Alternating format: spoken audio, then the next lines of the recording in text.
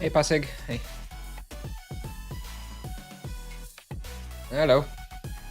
Hello, everyone. All right.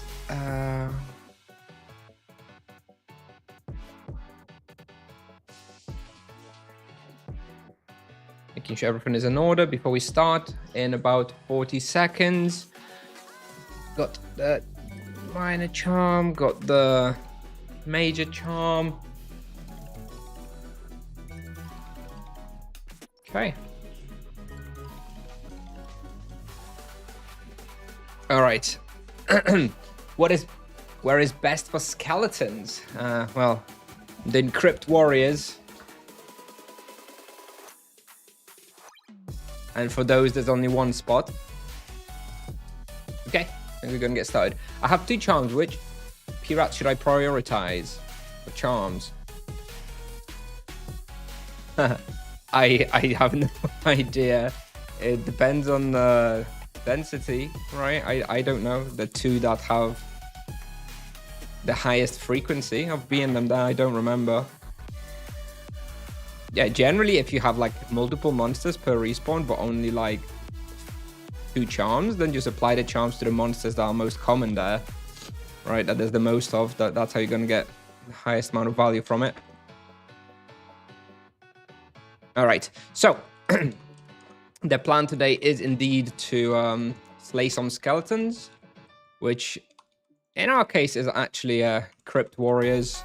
I rolled a nice EXP prey on them for free yesterday, which makes this place absolutely amazing. So that's what we're going to do, hopefully for 2 hours. I'm not sure if we can do 2 hours because somebody is booked in for in 1 hour 45 minutes.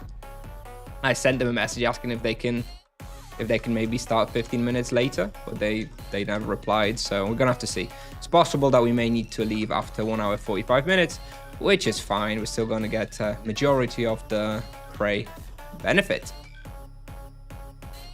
That depends if one has more armor HP. Yeah, but generally speaking, you know, it's not gonna be such a big difference at a respawn, right? If you have twice as many of one monster as the other, then even if, you know, the monster that you have less of is like 20% more health, it still doesn't matter. You would still apply it on the one that's more frequent. So you know what, like, if you really wanted me to take a proper look, you'd have to send me the names of the monsters and the exact density split of the monsters there, and then I could run the numbers and figure out what makes sense to put your charms on. But you know, from the top of my head, I'm not going to be able to answer that question.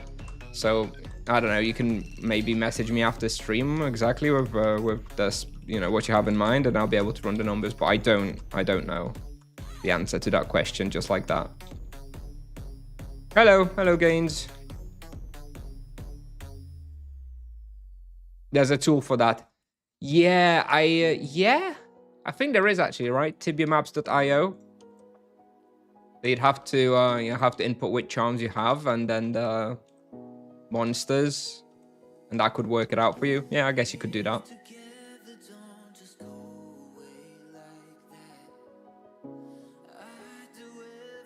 Yeah, the quest is awful. I never hunt there because I never wanted to do the quest. By the time I get round to doing the Pirate's Tale quest, I out-level the spot by a lot. So I never get to actually properly hunt there, because it's just so terrible.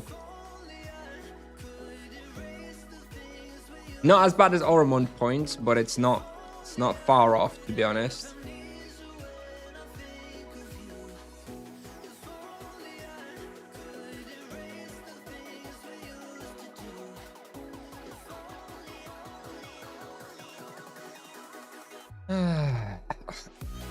Yeah, so anyway, the plan is to be here for almost 2 hours. You know, we have 2 hours of stamina, so we'll burn most of the stamina here. And then maybe we'll do like another half an hour afterwards at like Cobra Basement or something like that. I think I have Cobra Basement booked, so we can try that for a little bit later as well.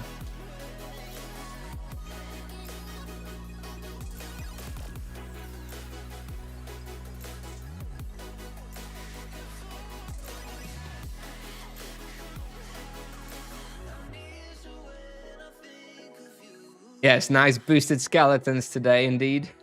Indeed. Yes. I mean, Crypt Warriors were boosted not that long ago. I remember, I don't know, maybe like 1 or 2 months ago, and it was absolutely insane here. I mean, it's very good respawn anyway.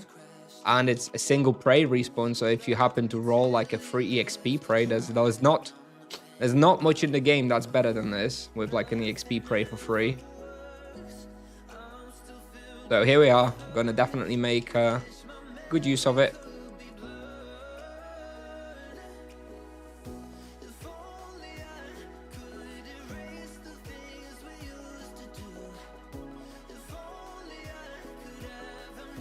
Hey Tiger, I'll read your message in a sec. There's kind of too many of those guys on me right now.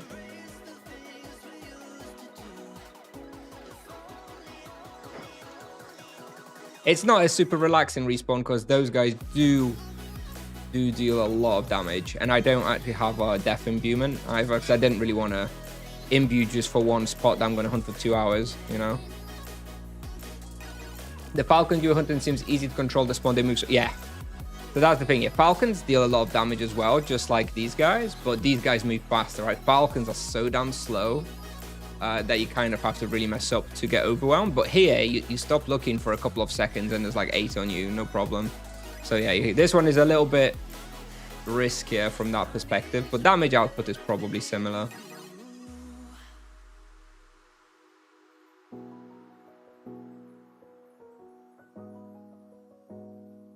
I go online the minute you leave for the gym. Well, it's actually an unusual schedule for me now, right? This is normally when my kids would get back from nursery and stuff, but my kids are actually with their grandparents this week, the next 3 days or so, which is why I'm able to stream as soon as I've finished work. But we won't be streaming at this time slot very much in the future, so don't worry.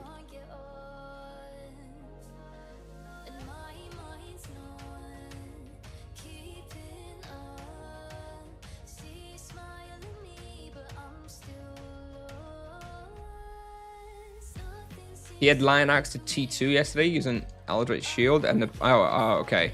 So Eldritch Shield the one that does damage reflection? It is, isn't it? That's the reflection one.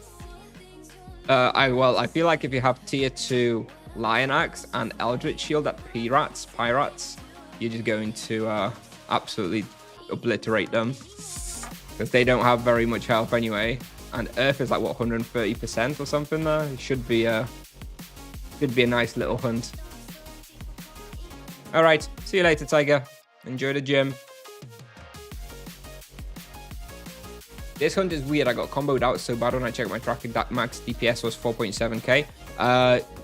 Yeah, I mean, I don't know. I don't know if you were like boxing them or something, but yeah, boxing those guys is like next to impossible. They deal absolute tons of damage, so it's great on the monk. You can kite them and avoid a lot of that damage. On the paladin, it's kind of similar, but if you stop to finish off the box on the paladin, you have to be really careful that you don't stop too early, because yeah, if you get 8 boxed and they don't die as soon as you are anticipating, then you're kind of screwed on the paladin as well, because they do way more damage than you can out heal.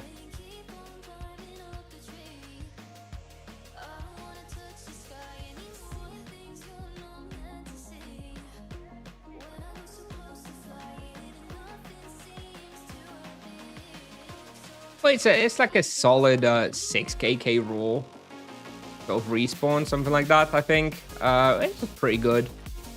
Consider again the main driver of this place, like good thing about this spot, is that it is a straight up single prey spot. So if you have like 6kk raw here, which is, you know, good anyway, if you get an EXP prey on top of it, that's like that becomes like closer to like an 8kk raw spot, right? If assuming that the, you know, EXP prey is like for free and you just rolled it. So that's, at that point, it's like better than anything else I have. So yeah, definitely a pretty good spot, I think. And their loot is actually not so bad as well. So far, obviously, we're not profiting very much, but I should be looting a lot more Ruthless Axes. Or is it Skull Helmets? No, I think it's Ruthless Axes, right? It's generally a pretty good profit here as well. but it is concentrated in those expensive items.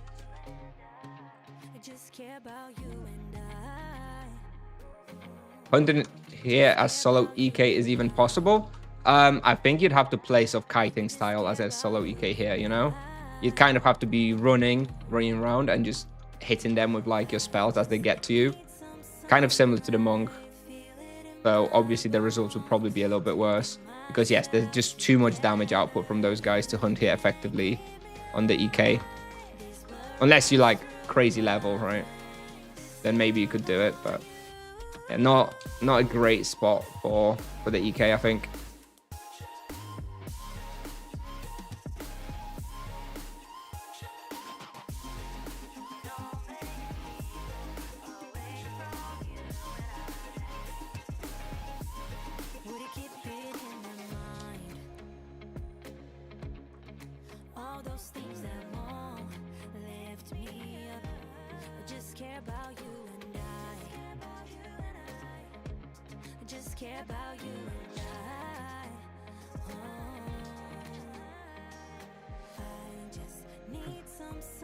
Hub Gift of Life all of a sudden on a druid.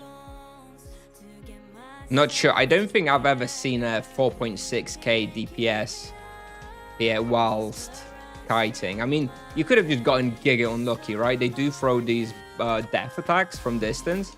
You know, if you were maybe going a little bit too crazy and you had like 30 of them chasing you and you just go unlucky and they all cast like the ranged attack at once, then yeah, I suppose maybe it's possible.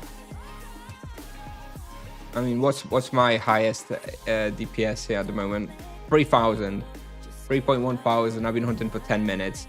Yeah, I think generally when I check, it's usually like 3,500. That's like my max DPS here. So if you had 4.5, then that's pretty unlucky, I think.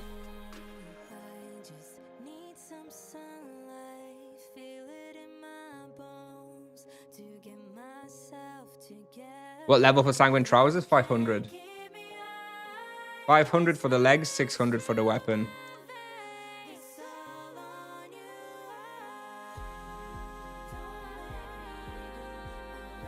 What's my plans for Friday? 24-hour hunt. Unfortunately, I've got work, so no.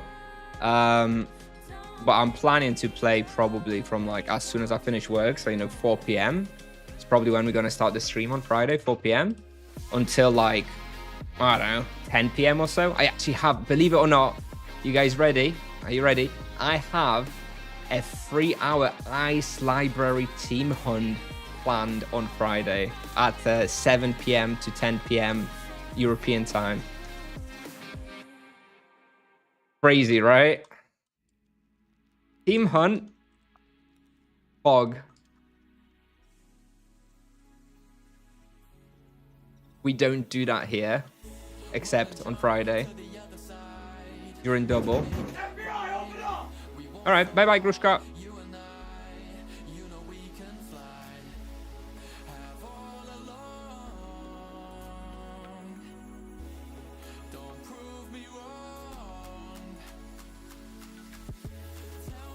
Is Nevia a good server to start playing Monk after a long break?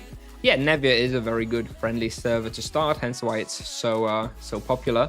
I think if you're just coming back to the game after years, then yeah, Nevia's perfectly fine. The only problem or issue with Nevia that you may have is that it's very populated. Hence, it's kind of difficult sometimes to get the spot that you want. Although with the Discord booking bot, it's easier than ever. But I think if you're coming back after years of being gone, you probably don't care as much about always having the best spot and stuff. You probably just kind of want to explore the game and don't care about always hunting the absolute best spot. So yeah, if you're okay with that, then yeah, definitely Nevia is a very good server.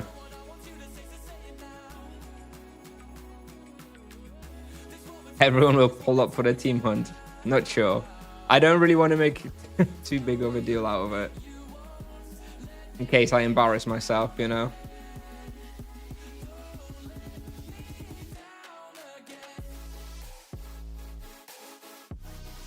I'm not exactly sure what levels everybody is in the team, so we'll see.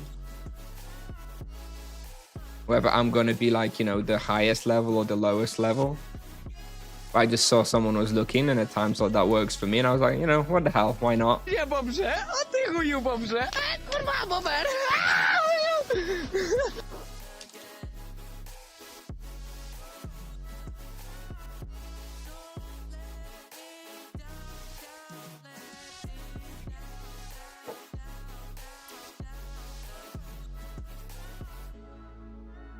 After this pull, we should get a first sort of raw XP reading for how today's going. I hope we should get around 6kk raw. That's usually ballpark of what I get here. Usually a bit lower when I'm streaming, of course, but should nonetheless be pretty close.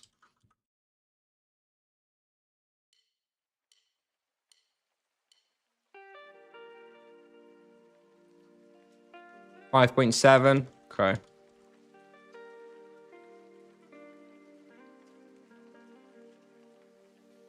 Yeah, 5.7, 5.8. Yeah, 5.9. Yeah, I don't have a animus here, by the way, either, so that would help, but I don't hunt here often enough to really care about animus.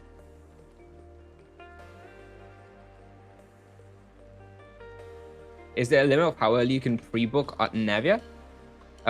No, it's 10 a.m. every day that like it resets, and you can book for spots for the next 24 hours from 10 a.m. It's basically how it works. So like you can't book, you know, 3 days in advance or whatever.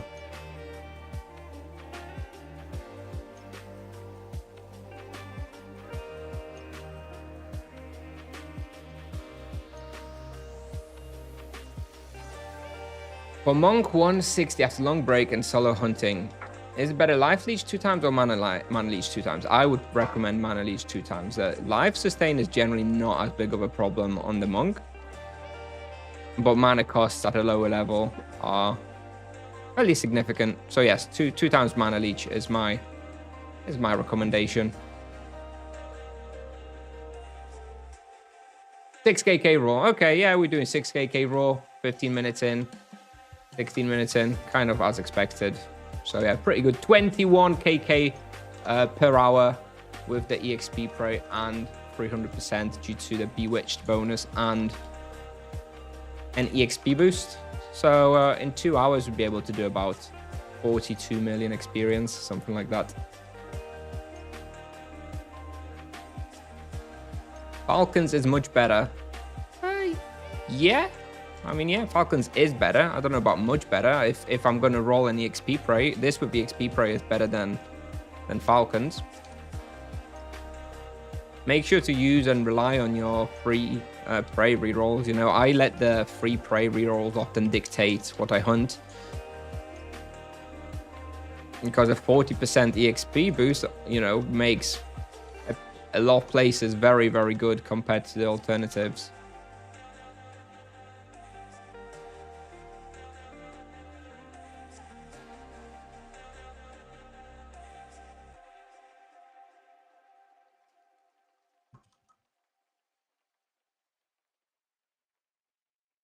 What EXP and where has been most solo EXP you got so far raw?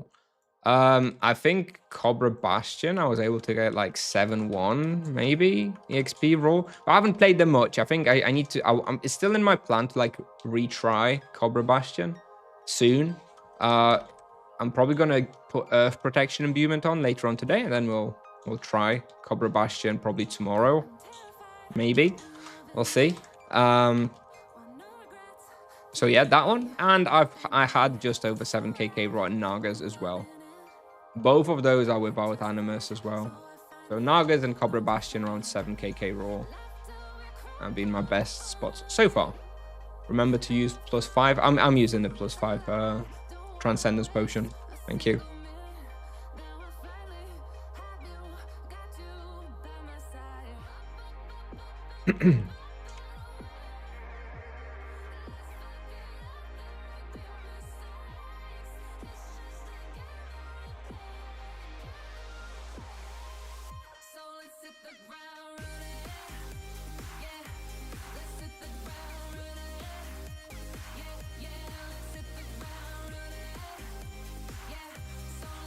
I saw a Crypt Warrior puff there, which means I'm kind of going too far. Sometimes with the pulls, it's not good when they puff. Maybe I need to finish off the pull by the stairs instead of going too far north.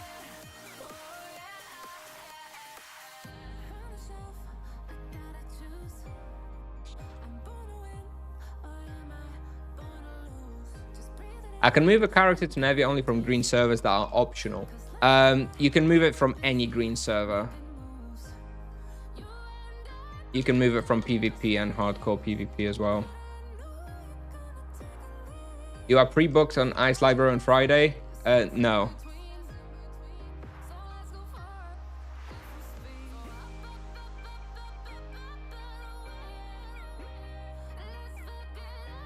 The guy who's organizing it has asked me to try and book on Friday morning, and I was like, dude, I'm going to be booking my 3 hours at Cobra Bastion at 10 a.m. I'm definitely not pre-booking Ice Library. By the time I go to Ice Library at 7 p.m., I'll be like on 35 hours stamina, my dude.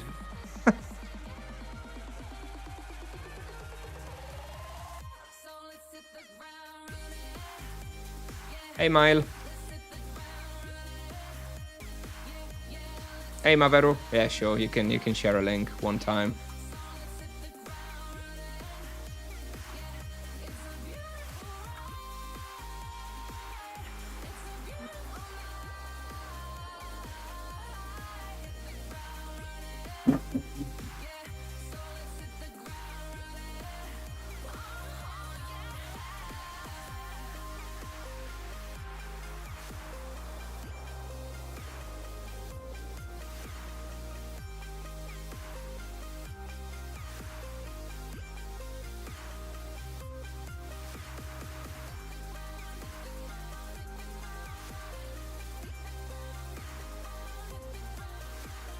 Looted lion claws yesterday. Congrats. How much they worth these days? Still like 20, 30 KK? Or more?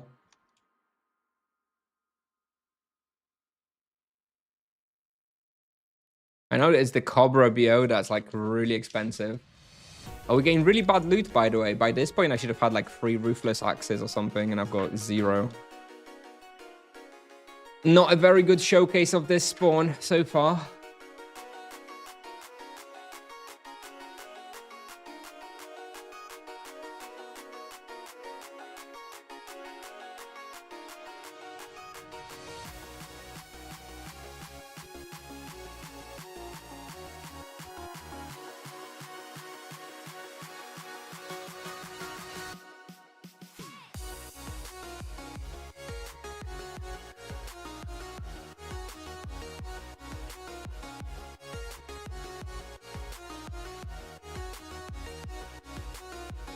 Price on Nevia, I don't know. I've not been tracking any monk items since I've got them all now, right? I've got all monk items that I need. So I've not really been paying attention to the prices. I can see that loads of people are trying to buy the Cobra BO on Nevia. There's like 4 different dudes who are trying to buy a Cobra BO. So it's like, there's like buy offers for like 50, 60k for it, which is just crazy to me. That Cobra item is worth that much, but you know. I'm looking forward to hitting level 600 so that I can sell my Cobra BO and basically sell it for as much as the Sanguine Claw at that point, probably. 530. There we go. 2nd level already today. I picked one up this morning as well before work. I guess we should aim for 2 more, maybe 3 more today. We'll see. Good morning. Well, good afternoon for me, but hello, Chris.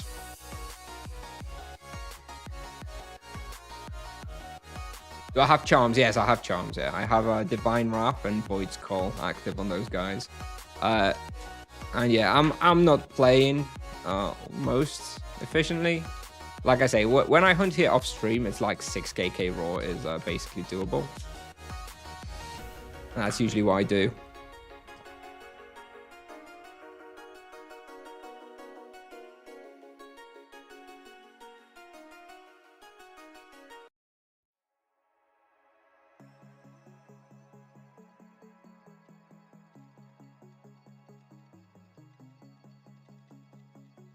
Okay, here I can't go any further because then usually 1 or 2 of these puffs. So let's kite back a little bit south instead.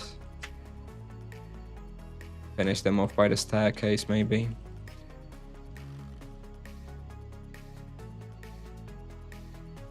Yeah, that's better.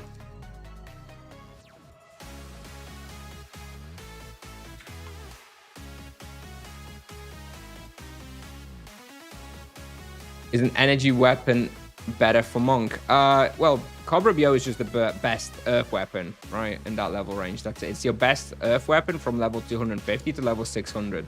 So that's, you know, and that is the level range in which people are at the moment. And, you know, Earth is very good still in many respawns, like Winter Court, Summer Court, Wars on 5, Were Tigers. You know, libraries, if you go for a team hunt, right? If you go for ice, fire, or energy library team hunt in like level 4 to 600 range, you're going to be using the Cobra BO as well. So yeah, lots of use cases. It's best for Nagas as well in the like level 300 to 400 range until you get your Soul Mass. It's the best weapon for Nagas, which is your best spot. So there's just a lot of use for it. And not many alternatives. You know, with the energy weapons, you have like 3 pretty solid alternatives, like Moonspade, Inferniarch Claws, and Lion Claws. You know, they're all pretty good. Whereas in Earth, the Cobra BO is like far and away the best choice, right? Hence the price. At what level do you think it's possible to do the Ahau boss? 200 or so. Ahau is not very difficult. I could do it at 200 with the destruction weapon, I think. He does do like those little UEs, I think, but I don't remember how much they hit for. I don't think they hit that much. But that's like the only thing that maybe you want to be on the lookout for. Okay, it seemed like we gained some backspawn here. I wonder if I skipped a couple of monsters somewhere. Some backspawn there, which is unusual. Shouldn't really be getting backspawn at this low XP rate.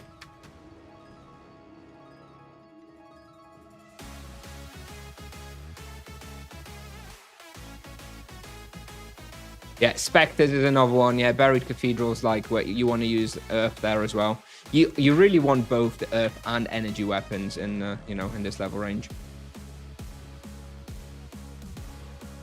Is it worth to buy Eldritch Moonspade or rather wait for Inferniarch or even Solkamas? Because Moonspade is expensive. Yeah, so, well, it's your budget, right? It's all about your budget. I don't think the Moonspade is really going to be dropping in price very much. So if you have the money, what you could consider is just buying the Moonspade, using it for 50 levels, and then selling it back, right? Once you get your Inferniarch Claws. Yeah, there's not much difference between, there's a 5-star Crypt Warrior, which is why I'm getting to red health here. Gotta watch out for those. Yeah, there's not that much difference. Like if money is a consideration, then yeah, at least definitely at level 300 switch to Inferniarch. Like that's what I did. I had the Moonspade at 250, and then I sold it at 300 for like 120 kk or 115 kk or something like that at that point. And I just switched to Inferniarch Claws, which I was perfectly fine with. So yeah, don't really need to have the Moonspade for so long. But the Moonspade is very good. It is very good, but the difference between Moonspade and Inferniarch Claw is not enough to warrant the difference in price, I would say. But is it even worth comparing to Inferniarch? Yeah, definitely. There's not a big difference. The main thing about the Moonspade is that it's available 50 levels earlier, and you can go to like Asura Mirror at 250. Which is, you know, your best spot at that point. And but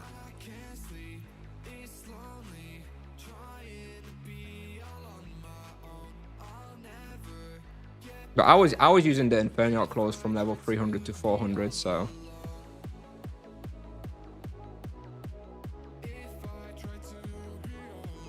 I was perfectly happy with it.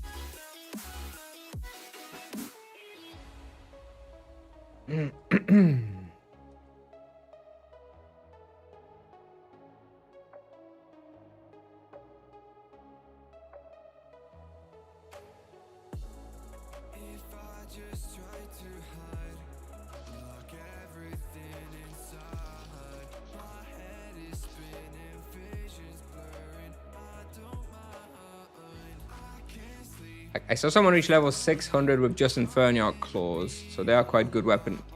Yeah, of course. I mean, it depends what sort of player you are, right? If you love hunting just the best spot available, then yeah, you hit level 300, and you just hunt Nagas for 300 levels. Another 5-star Crypt Warrior, by the way. Damn it, they're too strong. Yeah, so you just hit level 300, you get your Inferniarch claws, and you just hunt Nagas for 300 levels. It's perfectly fine. That's probably the best way to play, to be honest. If all you care about is experience. So yeah, they're definitely fine.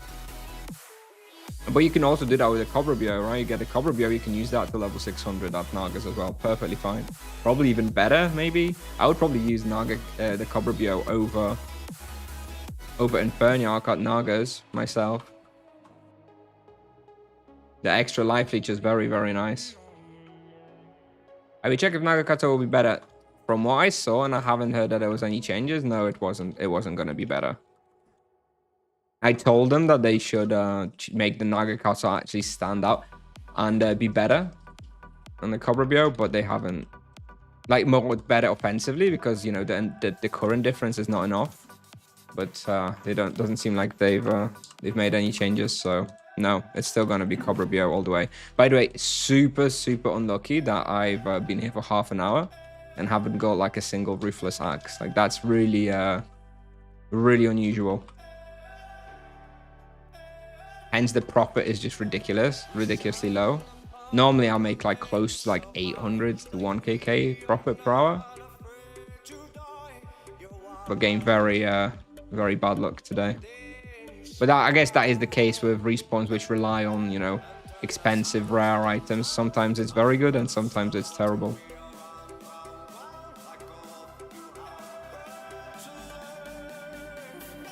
Hey, chatter.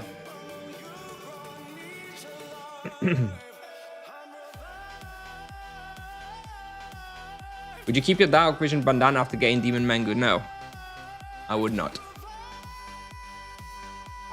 I sold it immediately and never put it back on. Or maybe I saved it for my second monk. I'm not sure. Either way, I definitely didn't use it since getting Demon Mango.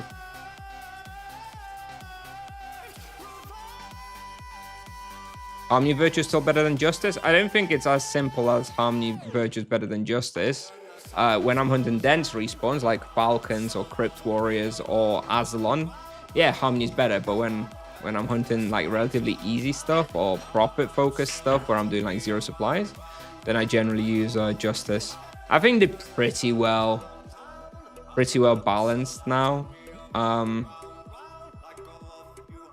don't think there's much between them. I think for majority of the respawns, there's like barely any difference. And if you're hunting something very dense, then Harmony is better. And if you're hunting something very, what's the opposite of dense? Something not dense, then you use Justice, and that's more or less fine.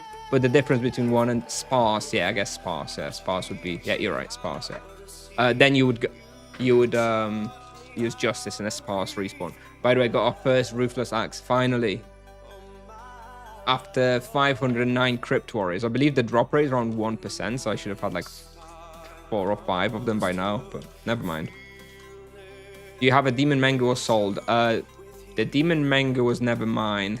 It was borrowed when I was using it, so I don't have it. The mutant legs were mine, which I sold at level 500 for 105kk.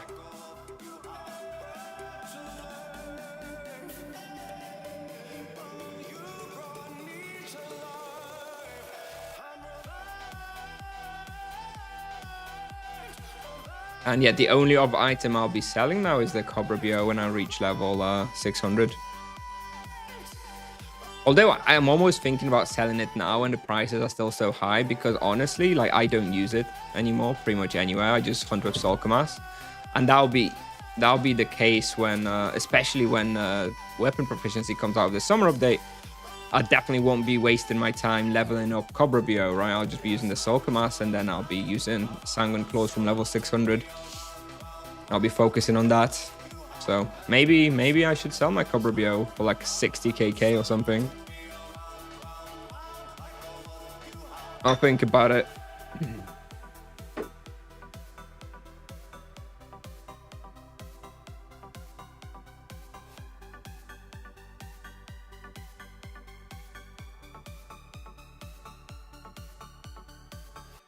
Yeah, I know we've been spamming. Loads of people have been spamming it. There's many buyers for the Cobra weapon.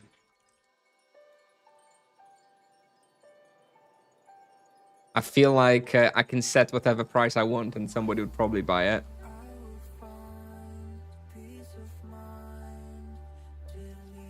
Yep. Yes, chatter. I'm slowly getting bored a bit of solo hunting, so I think that could be a nice change of pace, and it would provide some more interesting content as well, maybe for like some comparisons and the monk power level in team hunting.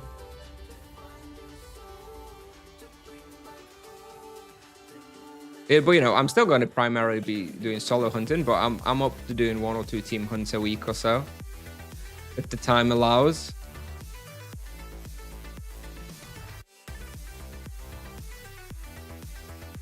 Duo monk RP should be pretty good, but here, or just in general? Here, I think a duo would probably overkill. In general, I still haven't done any duos. I still think. I always said I think EK monk duo is probably the one that's going to have best results.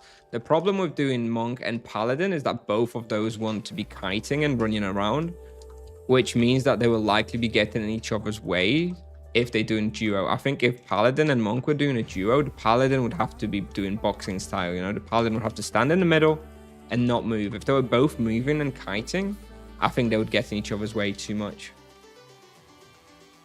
Become so desperate that I'm transferring items. I mean, I transferred vast majority of my items. I don't think I bought more. I think I bought 2 items on Nevia total. Everything else has been transferred. It's not enough items on a single world. I think the 2 items that I bought on Nevia were the Mutant High Trousers and the Stoic X Robe, both which were dropped by J Assassin. And, you know, because we're friends, he sold them to me, like, straight away.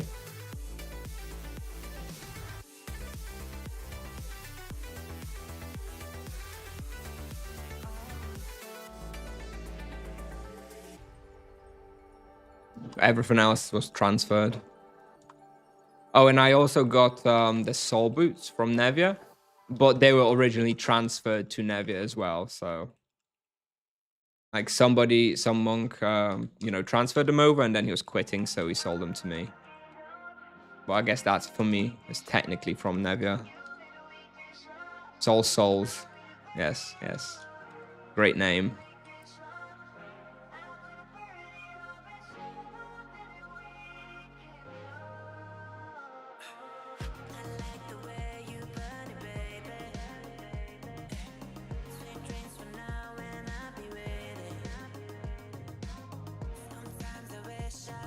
Yeah, if there's a hunt where the paladin can basically stand in a box, then yeah, it could absolutely work. But I don't think, for example, I don't know, let's say a Savvy Surfers would be a great hunt for a paladin and the monk, because they just be gaining each other's ways, you know, like that. Who are the monsters supposed to be chasing, kind of thing. I do want to do some monk duo content at some point. If Svar ever decides to play with me on like some new server where we do some duo, I think that could be cool down the line, like monk EK duo. Not sure who'd play who, doesn't really matter, I suppose. That could be interesting.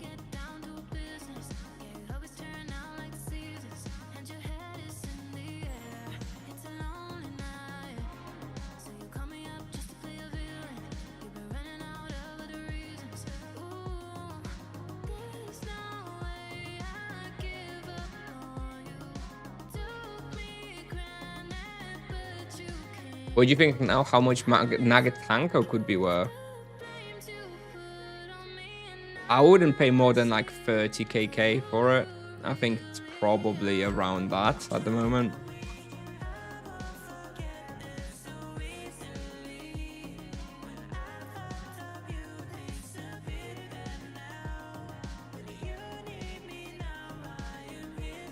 $40, 70k. I think I'd just be wearing my Kuiras, to be honest. I don't know. I don't think Nagatanko is really that worth. I'd rather have the Stoic X robe, and that's not even that expensive, is it?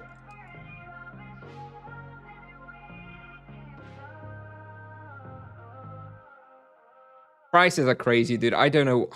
It's insane how much the items cost. I do wonder when the prices are going to crash. Maybe if we get another massive nerf, then the prices will crash.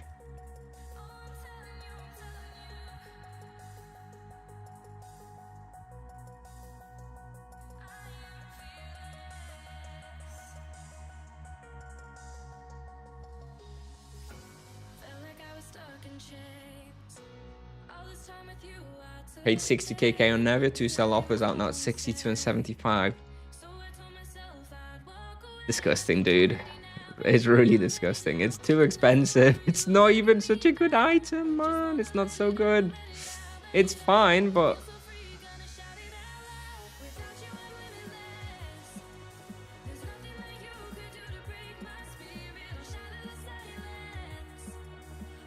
X-Robe for 40k. Yeah, exactly. I would much rather get the X-Robe for 40k than a Nagatanko for 60. Like, a lot more. Like, Stoic X-Robe is probably better overall. Like, I use the Stoic X-Robe a lot more than I used the Nagatanko when I was leveling through that level range.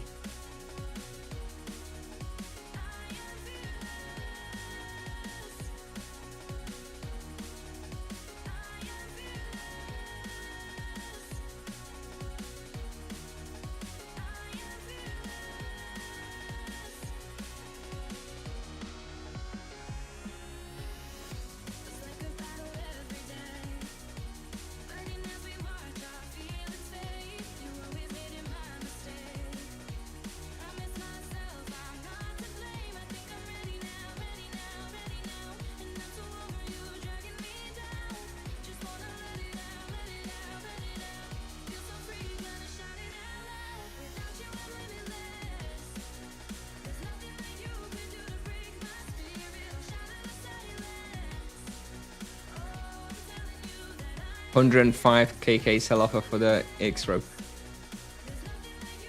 I don't know what to say. I really did not anticipate the items to be this expensive. I'm so lucky. I got so lucky that I was buying these items before they get so expensive. I don't think I could justify having like a full best in slot with the current prices. It's insane, dude. To get like full best in slot now, all the items for the monk, it's a lot. It's a lot. Probably like 50, 60,000 Tibia coins, right? For a full set at the moment.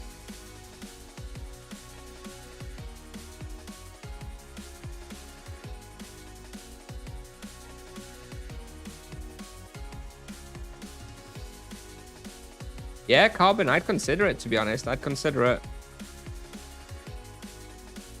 Like, I don't know that there's like anywhere you desperately need the Nagatanko. Like, the Nagatanko is arguably best for Asura Mirror, which is obviously a very good spot. So, you know, you get Nagatanko and you equip it with Death Protection, and that is your best item for Asura Mirror, which is like your best spot in that level range. But if you're going to use the Stoic X-Robe with Death Protection, it's still fine. Probably not very different. So, And, you know, you have 15% fire protection from your amulet anyway. So it's not likely that you need all that much more fire protection that's built into the Nagatanko, right? The amulet should be pretty good against fire damage by itself. I don't know. I think the prices are too insane. What is the next armor? Is the soul armor, level 400 soul armor? Yeah, soul garb, yeah.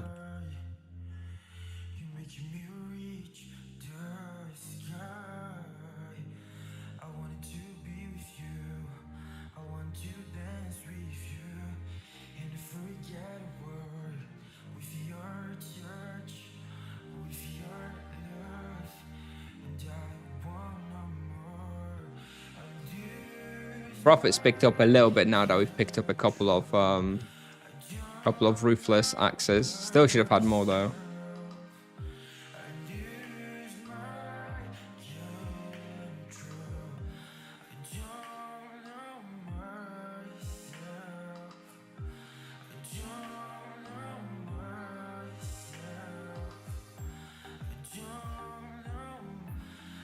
How does Chain of Penance work with Wheel of Destiny? Okay, you're going to have to give me a little bit more. The only things in the Wheel of Destiny is +1 chain targets, right? I don't think there's much explanation needed for that. It just hits one more target. I don't think there's anything else in the wheel for Chain Penance.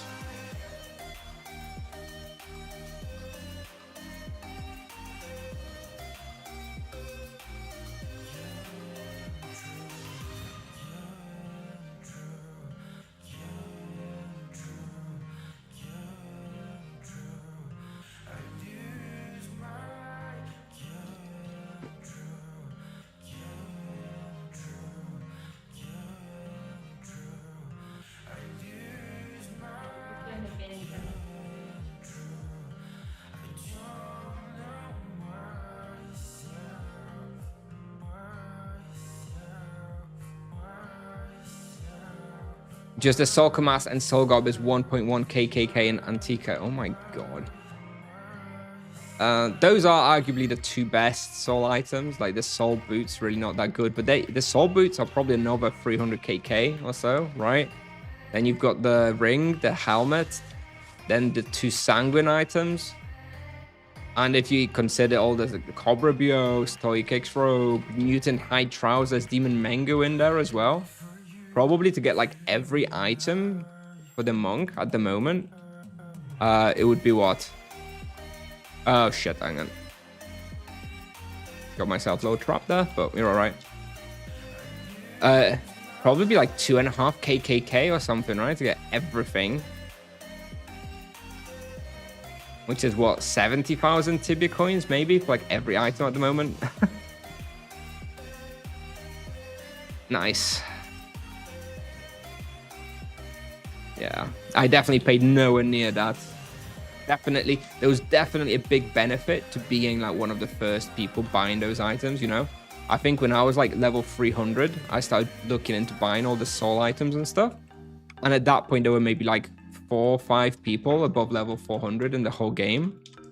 So there was not very much demand yet, which meant that the items were a lot cheaper than they are now. Now, like, everybody who's been playing Monk somewhat seriously since the release is like level 400 or so, and they're all looking for like the Soul Kamas and Soul Garb and stuff. So now instead of 5 people, there's like 200 probably or something like that, right? That's a big difference. So yeah, unlucky to those trying to buy those items now. What do you think is a fair... Oh, no, I missed that message there from YouTube. What do I think is a fair price for each piece? There's no such thing.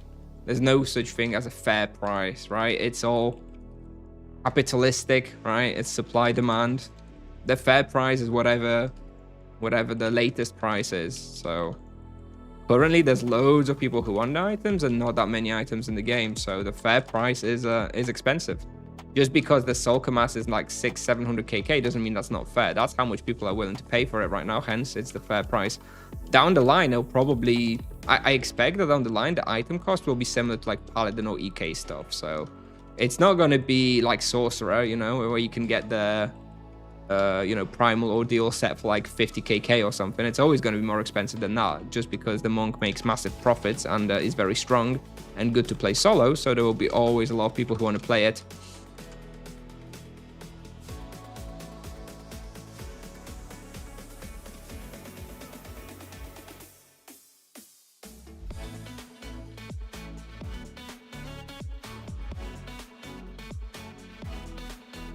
I expect most soul and like primal items to end up in like the 150 to like 300 kk range. I don't think the soul Kamas is going to be any cheaper than like 400 kk for a very long time.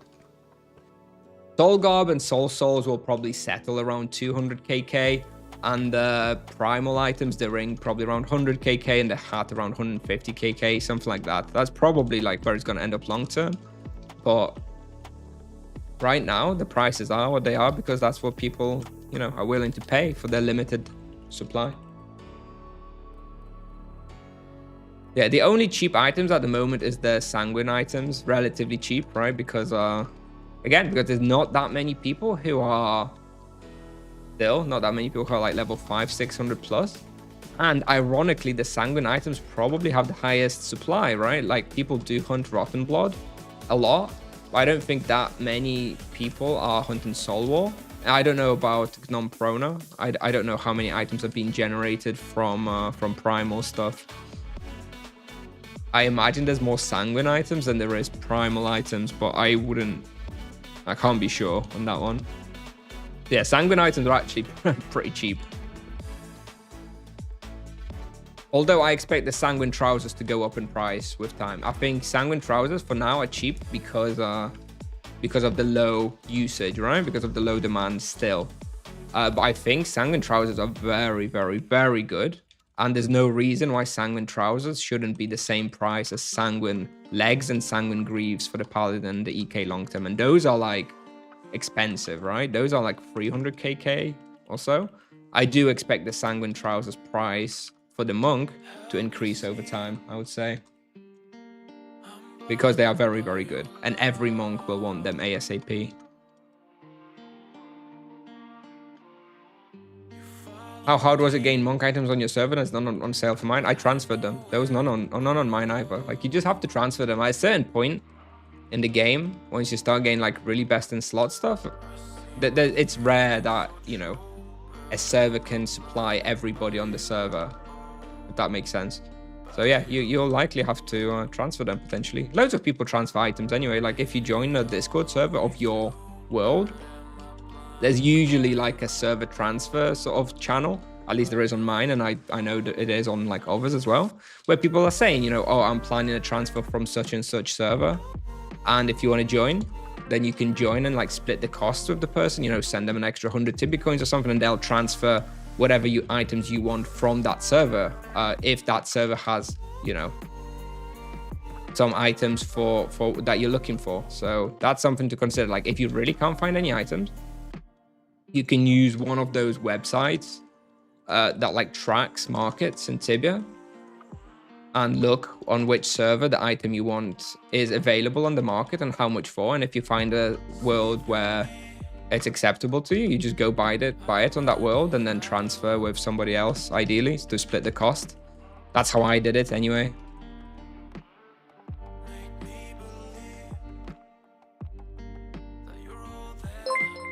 Nexon 90 with a tier 1 sub. Thank you very much, Nexon. Appreciate it. Thank you, thank you. All respawns are not worth EXP profit-wise. Yeah, basically, like it's yeah, difficulty for reward. I think it's not worth. I think some people still hunt rotten golems. I think that's like the only one that's really hunted. I think Crater maybe is sometimes hunted, and I think that's about it at the moment. So yeah, there's not very much. And also the other thing is that I think it's pretty. I've actually never done Soul War, believe it or not, but I'm pretty sure that just killing the Soul War bosses as well is a bit of a pain in the ass compared to Rotten and Magma Bubble, right? Magma Bubble, like loads of people kill all the time, so naturally the items from there will have a supply from Magma Bubble.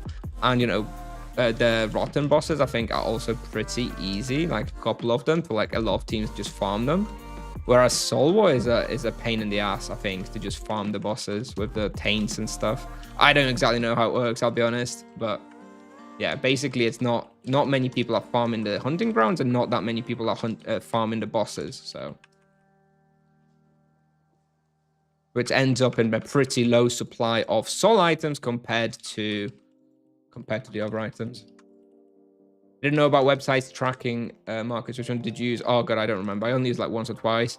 But honestly, if you type in Google, if you Google Tibia market tracker or something.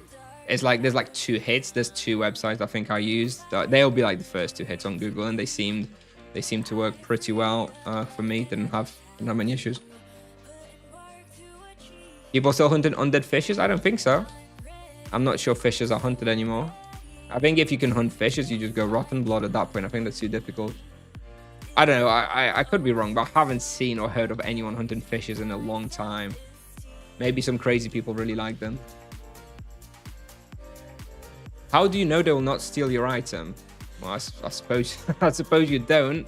But you know, this isn't 2005 anymore. It's relatively rare for people to be scamming like that. I guess not impossible. I suppose you maybe do it with just trustworthy people of sorts, have some sort of reputation on the server. I don't know. I mean, I guess maybe I'm in a slightly privileged position in that probably people don't want to steal from me because I would make a stink and they would probably be blacklisted on the server. But I think generally speaking, I haven't heard of many people getting scammed in this sort of situation. If somebody's like advertising that they, doing a transfer and they're like a common, known person on the server, you're fine. Like honestly, you're probably fine.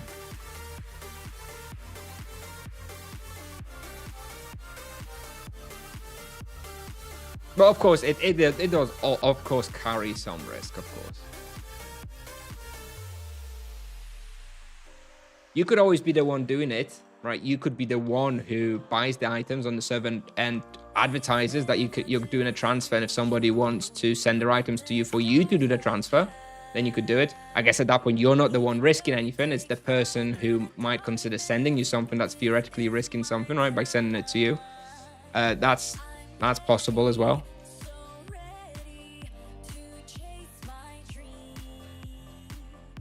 Yeah, exactly. Ambition. Yeah, exactly. I see Ambitions just said the same thing. Yeah, exactly. Do background check on them. Yeah, ask them for a CV and references. Exactly. Now we're talking. Needs at least 5 recent references.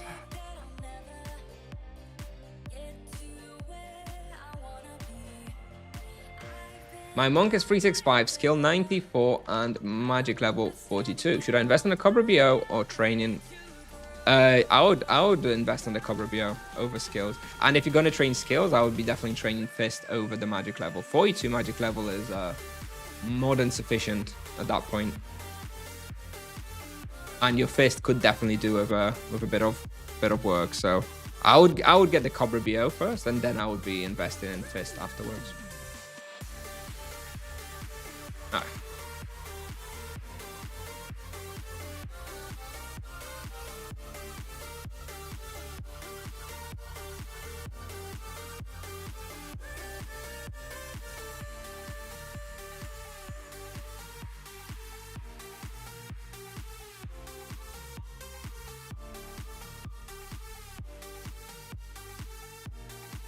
Raw experience per hour and profit at skeletons. Sorry, I'm on 480p since no Wi-Fi. Also, what charms do you use here? Yeah, so I use Elemental here. I use Divine Wrath.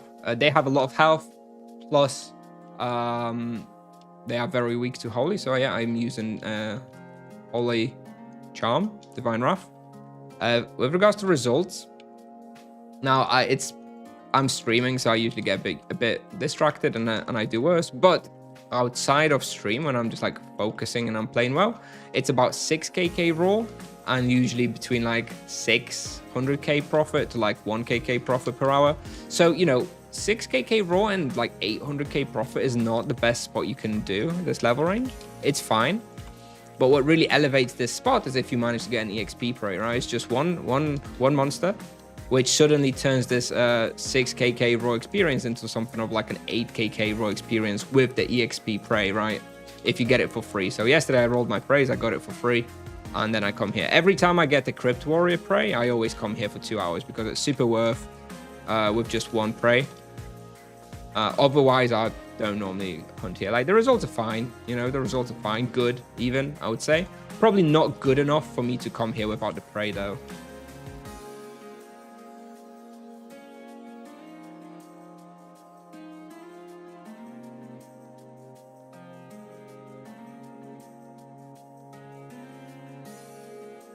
And this spawn used to be completely free, but not anymore because of monks. You know what? I've seen a few people be booking this place recently, but none of them have been monks. I've seen loads of people booking it here, like usually paladins in my experience. But yes, it's definitely a pretty okay spot with a monk, so expect to see a few more now and then.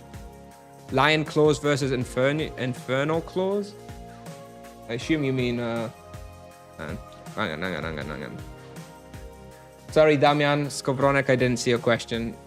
Better if you ask in Twitch. I struggle to see YouTube. But Lion Claws or Infernal Claws? Infernal Claws for damage, Lion Claws for survivability. That's the difference between them. I prefer Infernal Claws because I like higher experience.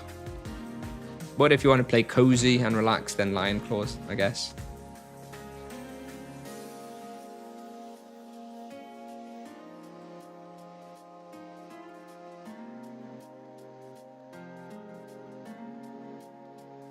Permalock in praise. I never permalock praise. I don't like hunting the same spot enough that I would ever permalock. I actually really like rolling my praise every day and seeing what I get and let that decide what I'm going to hunt.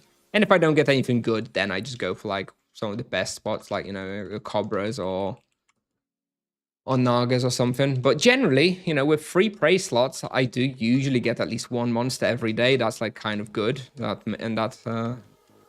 That decides where I'm going to hunt that day. Like today, I already got a Deathling Spellsinger in one of my praise slots, so I'm going to be going there probably tomorrow to make use of that. Deathlings, by the way, really good as well. I can do over 6kk raw at Deathlings as well on the monk, which is pretty insane because that respawn is generally not that good, but very, very good on the monk with Soul Kamass.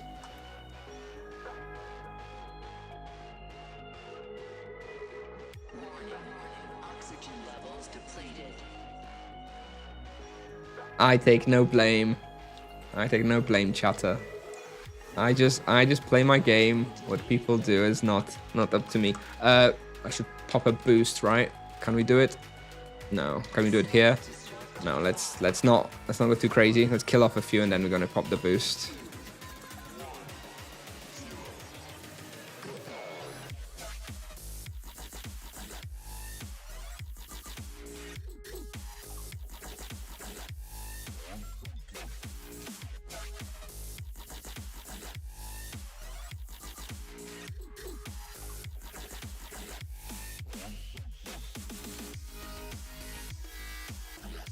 Here we go. All right. Second boost of the day purchased. No more afterwards. Do you prefer Monk gameplay over Paladin? Yes. By a long shot. Much more fluid and responsive. I mean, the only reason is the runes on the Paladin, right? You remove the runes from the Paladin and give him a 4-second cooldown spell. And Paladin would be just as fun as the monk, but as long as you have to use runes every 4 seconds on the Paladin, then it's never going to feel as good. Which level you suggest monk to start Nagas? 300. If you have your best in slot, then 300. So if you have your Demon Mengu, especially, right, that one has death protection, which is very, very nice. If you have Demon Mengu, then 300. And you probably need Cobra BO as well at that point, instead of a Naga Katar. And it's perfectly doable. Like, I've seen loads of people hunt around 300 at Nagas, and it's fine. It's not like super easy, but that is definitely when you can start. Yeah, it's the archers, right? If you get unlucky, because it's variable respawn, if you get unlucky and you get like 5 archers in a pull, then yeah, you better you better clench your butthole, because yeah, it's gonna be rough. But generally speaking, it's not. I don't know, it's not too bad. I haven't died there a single time, and I started at like 330 or something. And you know, by 400, I was doing like 0 supplies there, so.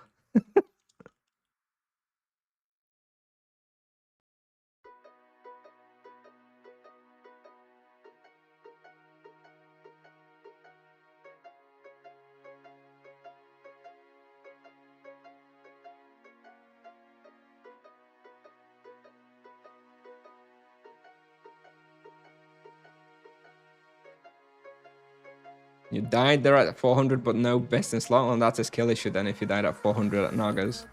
Nothing to do with best in slot or not.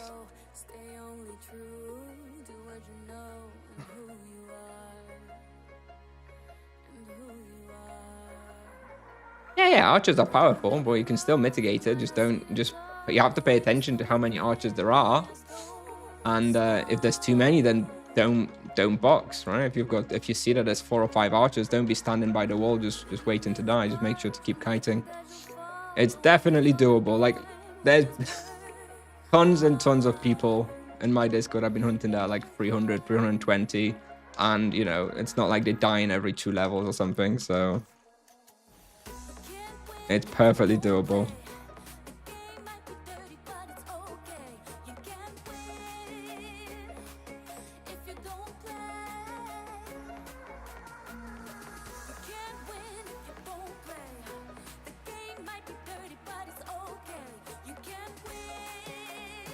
Okay, but I hunted there at 300, right? I also hunted there at 300-ish. I didn't have my soul gear then.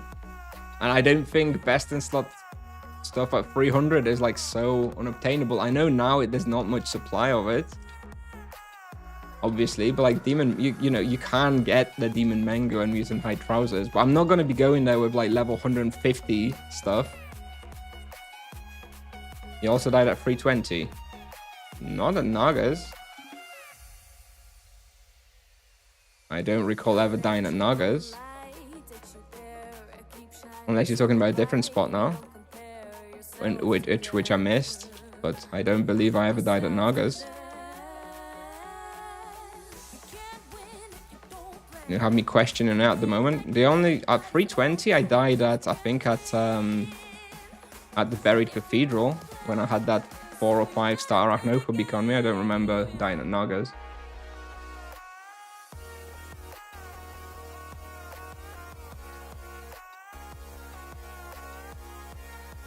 Like X-Robe, 8% base healing. Yeah, it's very hard to evaluate that one, actually, Ambition. Very hard to evaluate that one. Yeah, it's kind of nice, definitely, but it's really hard to evaluate just a bit of extra healing, you know? I do like it, though. I did notice that I was using fewer supplies when using the Stoic X-Robe, so clearly that means I must have been healing more to a noticeable degree, but it is hard to evaluate.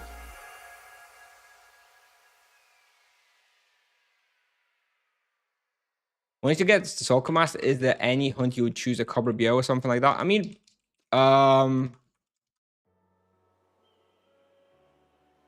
if it's a spot where energy and earth are the same, then no. But obviously, if you go for a spawn where energy doesn't work, then you still want to have the Cobra BO. Like, for example, after 400, I was still hunting like Winter Court, Summer Court. I think I did like Full Moon Bestiary, you know, at Oskayat, where I used Cobra BO as well somewhere. So yeah, of course, you'll still have uses for it. But once you have Soulcom Master, it does kind of feel like you want to be using it. Especially now, if you paid like 20k TC for it. You're probably not going to be hunting many places where you're using Earth, right? But you know, Earth is still good, and especially if you team hunt, right? A lot of places you still want to be using Earth. All the libraries, I think Earth is better than energy. I'm not 100% on that, but I feel like Ice, Fire, and Energy Lib you would use Earth in all 3 of them, right? I don't remember if energy is actually better in any of them. I feel like energy might be okay in both fire and ice.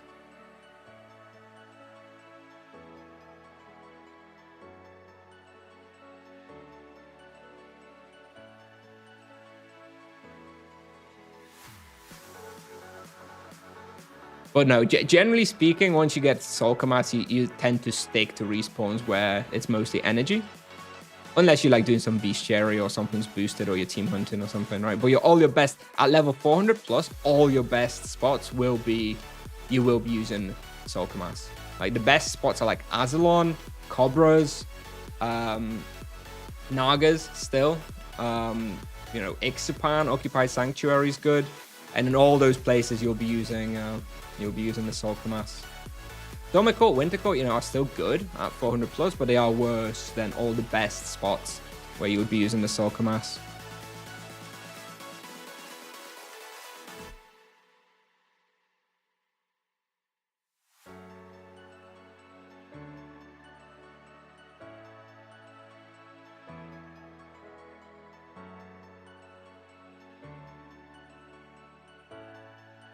Do you think the price of Kamas will go down over time? I think it will go down. I don't think it's going to stay at 700 KK or whatever the hell it is now.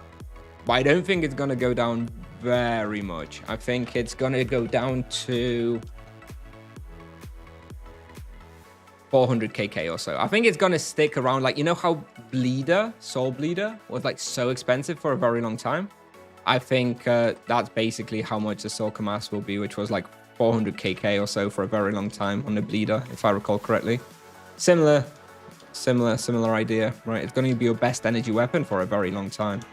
And, you know, if Tipsoft introduces best in slot gear, again, finally, probably next summer, like, surely they have to. I feel like they're going to give us a physical weapon. So you're probably going to be using the Soul Kamas as your best energy weapon until, like, I don't know, 2028, another 3 years or so. So I don't think the price is going to be going down all that much for the time being.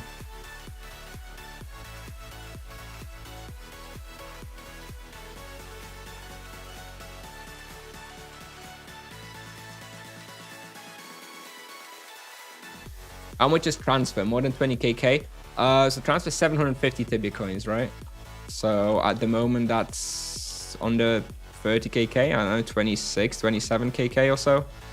So it only really makes sense if you're really saving a lot, right? And transferring high value items. It doesn't make sense to transfer 10 KK item. But if you're transferring 300 KK worth of stuff for a few people or something, then it's not that big of a deal at that point.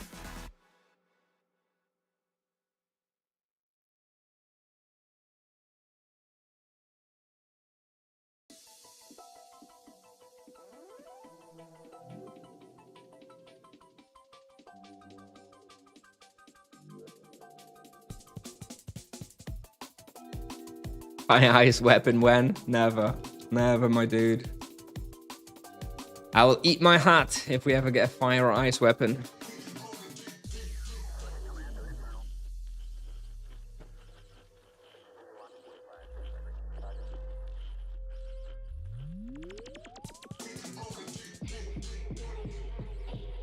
Nah, I'm very confident in this one. Like, I am extremely confident that the monk is never getting a fire or ice weapons.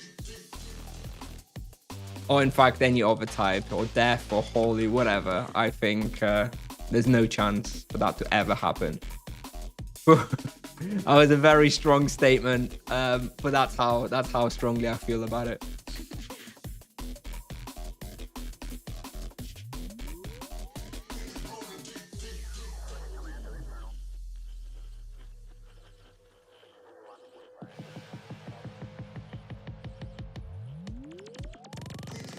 Yeah, exactly. Like having too many, I really dislike the Forge with the way that tiered best in slot items sort of become obsolete in a way. And yeah, the more weapons you have, the less incentive you have to tier. Like if I was tiering, if I had to tier a weapon, I'd probably tier the Sanguine Claws because those are going to be with us for even longer, right?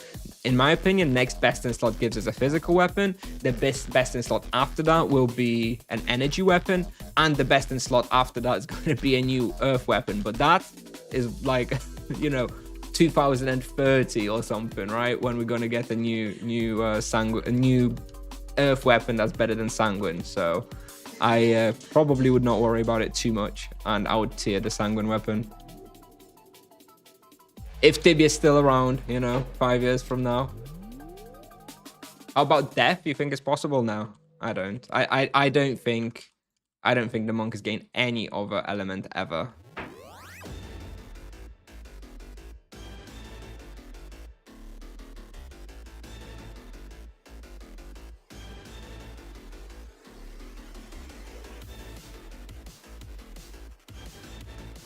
My EXP really dropped a lot here because I got myself a bit distracted. Let's see if we can pick it up again.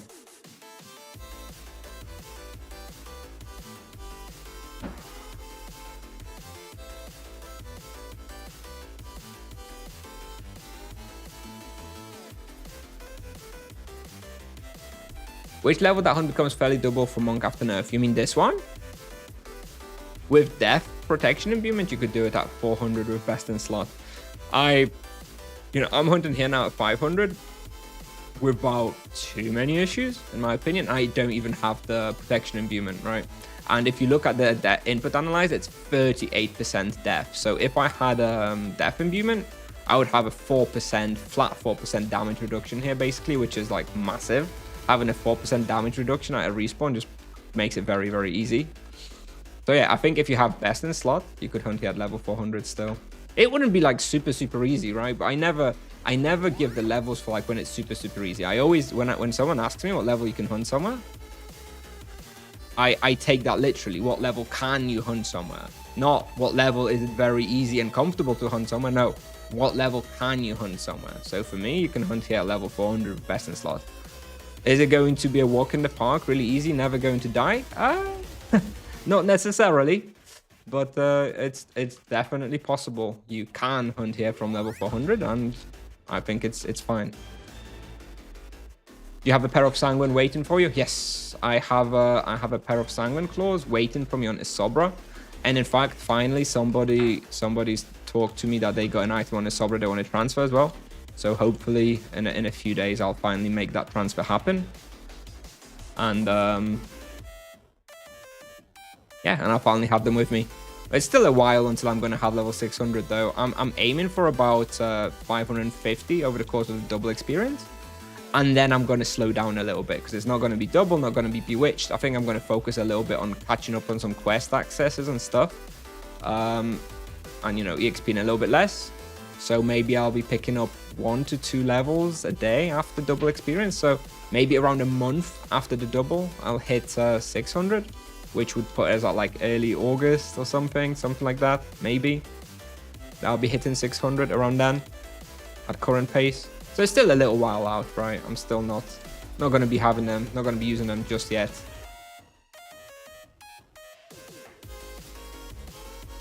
Morning, Kusnier. I've been watching your EK tutorials. Some of them can be adaptable for monks like Warzone 4-5 for a 200 plus monk, or you have plans to do other stuff.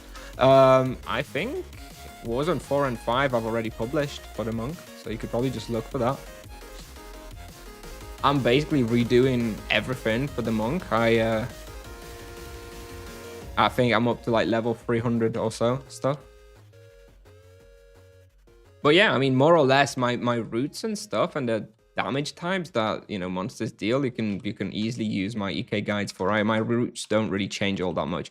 The only thing that may be a little bit more useful is actually seeing the hunt showcase, right? To see how I move with the monk and where I end up finishing the pulls and stuff, because that will be different to the knight, right? The knight finishes the boxes in like well, obviously does like full boxes, whereas the monk, you know, is much more kiting and then sometimes like finishes in like a wall box. So that's obviously a little bit different. Snag the 500 KK Kamas and Sakura that I flipped for 800.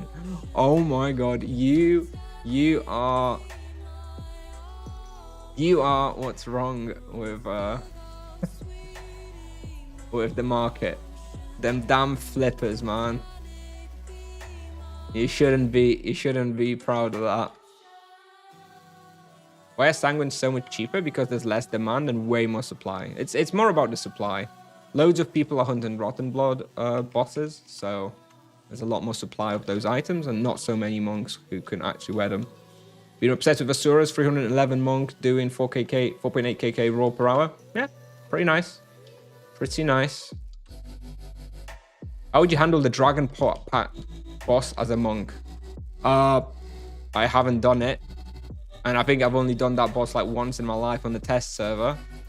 So honestly, I don't even remember the mechanics. It's the one where you have to like kill which ones you kill in order, right? I don't remember what the strat is. I can't imagine there being that much difference to usual. Whatever order was the right order before, I expect for the monk is still the same, no? I don't see how it would necessarily change very much.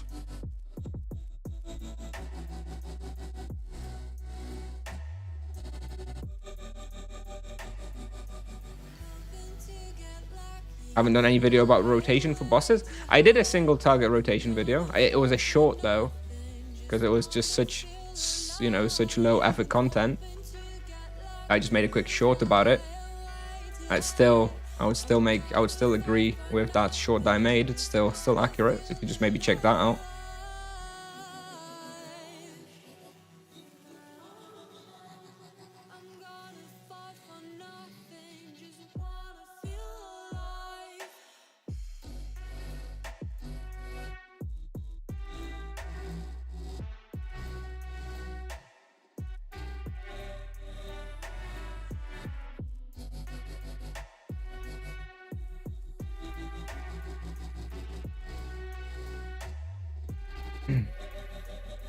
Terror sleeps are pretty good, especially once you unlock the fatal hold on fever sleeps. Very, very nice.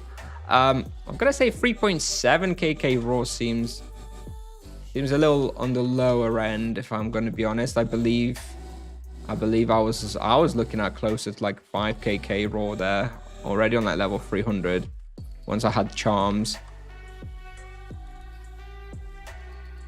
It's a nice respawn though. Kind of hard to optimize. So like if you haven't like watched the proper guide on like how to run and where to run, I think it's quite a tricky respawn to optimize. But it's fun. I like that. I like that one. Like it was a nice rebalance that Tipsoft did to it, you know, a few months ago. It's actually huntable. So yeah, that was good.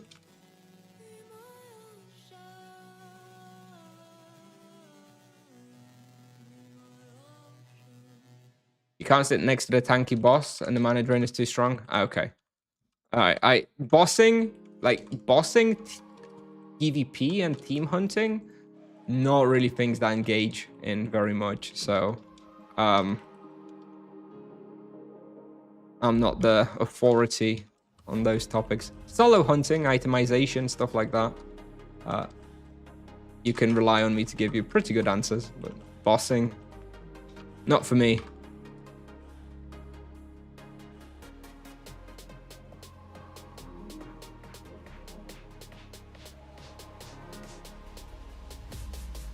I went after nerf the other week to do a 0 supply, then I got 5.5 kk raw at this level. Obviously this is much higher level than 300, but still possible to do very good numbers at Rushmore Mines. Monk PvP guide when. Yeah, that is some content that's definitely been not underexplored, I would say. I'm not sure if monks have been very commonly found in like PvP situations yet. I guess they're kind of too low level, but it'll be interesting to see the monk in PvP situation. I feel like they might be okay with the like double or like maybe triple spender back to back, you know? Could be okay. Especially if you would have like I think is it the amber weapon that's going to be very good for the single target spender? You have that one after the update with the proficiency tree, all like devastating knockout cooldown reductions and stuff and damage, and you go PvP. Could be pretty strong, I think. You don't have fatal hold. Okay, the fatal hold is the biggest part then. Like the fatal hold alone gave me like 500k roll, I think, when I applied on fever sleep. So that is the big one. Like the major charms aren't actually as important, but a fatal hold to stop the stupid fever sleeps running away is absolutely critical at that respawn. It's not even really worth comparing the results until you have at least the fatal hold.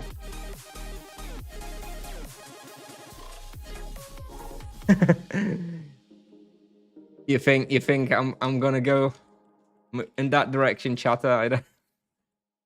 I don't think so. The team hunt I can believe. The bosses I can maybe also believe if I get bored of the experience, but the giveaways I really don't think will ever be the case with me. I really don't like that, and that I don't see changing.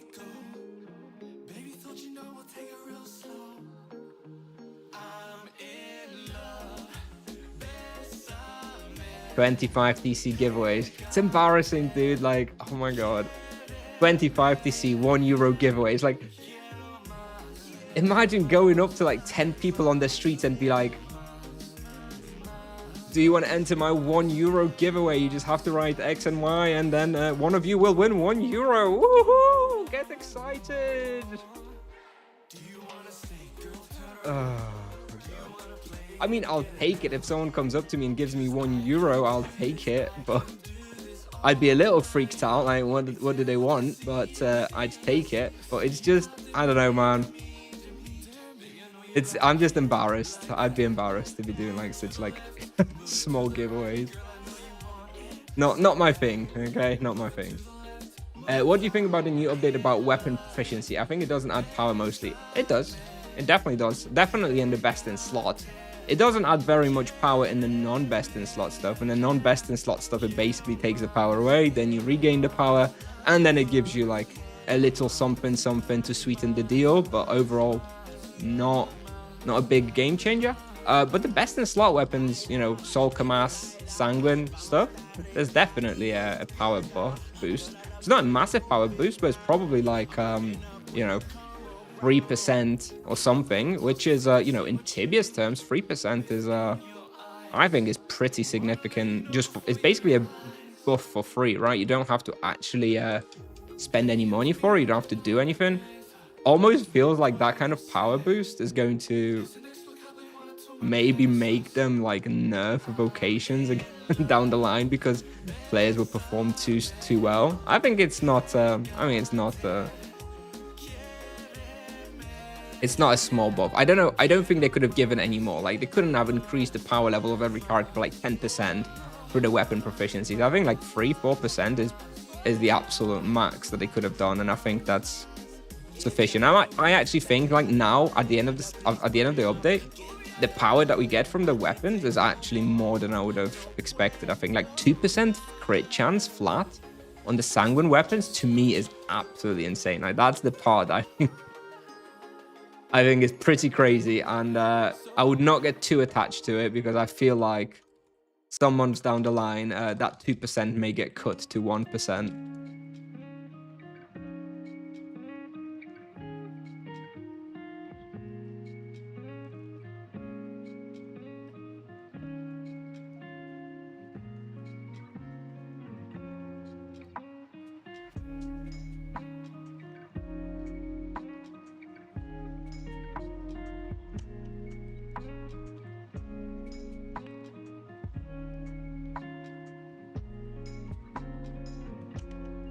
I don't think the weapon trees under any circumstances should be weaker. Like, every weapon tree from what I've seen, you can at the very least get the exact same power / bonuses that you had before and get something else. I don't believe there's any way under which any tree should be nerfed. Any weapon should be nerfed as part of the weapon tree. If you've seen otherwise, I'd be happy for you to share with me which one, but I don't think that's the case. You have used Falcon Sign any good hunt? No. The only hunts where I've used it would be like Rashomon West, Lower Rashomon, and I think I used it in Warzone 4 as well. None of those hunts I would consider like S tier or must have, so no, you can definitely do without Falcon Sight.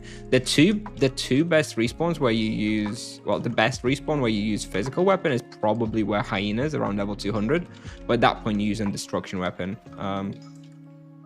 So yeah, I would not recommend Falcon Sight myself, because by the time you can use it at level 300, you're not really hunting physical based spots anymore, like ever. So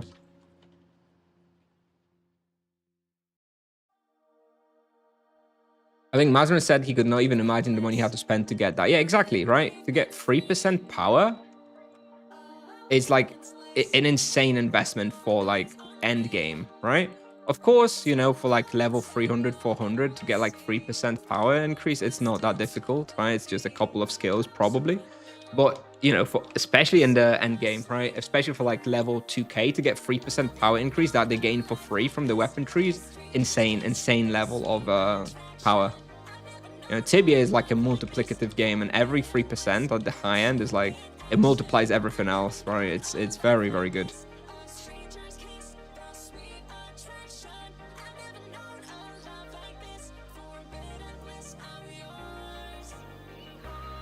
I don't get Paladin. With 103 disc at level 50, I hit like a wet noodle. Yep. Welcome to early game Paladin. An absolutely miserable experience.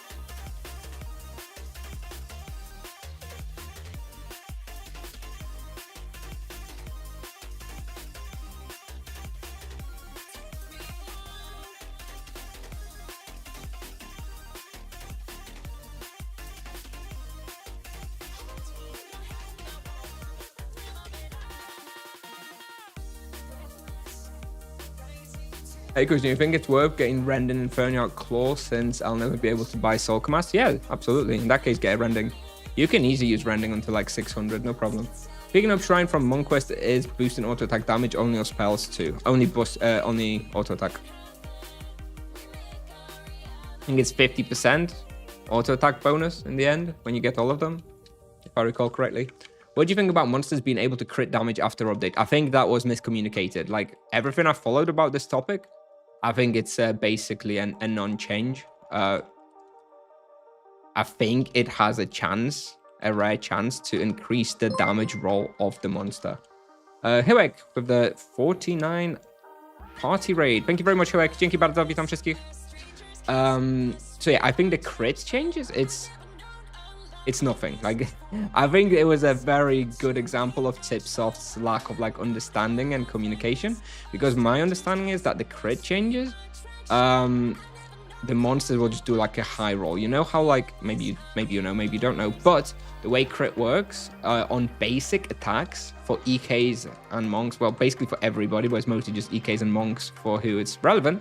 When you do a basic attack crit, you actually have a higher range, or like the average damage that you roll is higher. So, you know, for example, you would say you can on average roll between 500 and 1000.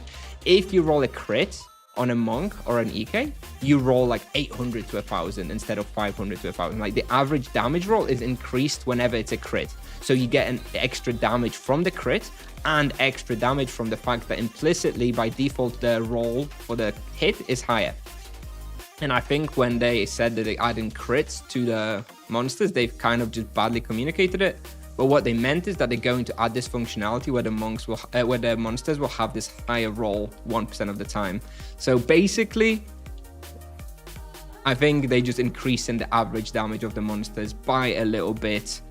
Sometimes they'll just roll a slightly higher damage roll, and that's it. It's not actually like a crit, but you know, if a monster was able to hit 500 to 1000, 1% of the time they'll now hit 800 to 1000 instead, and that's all this crit change was, I think,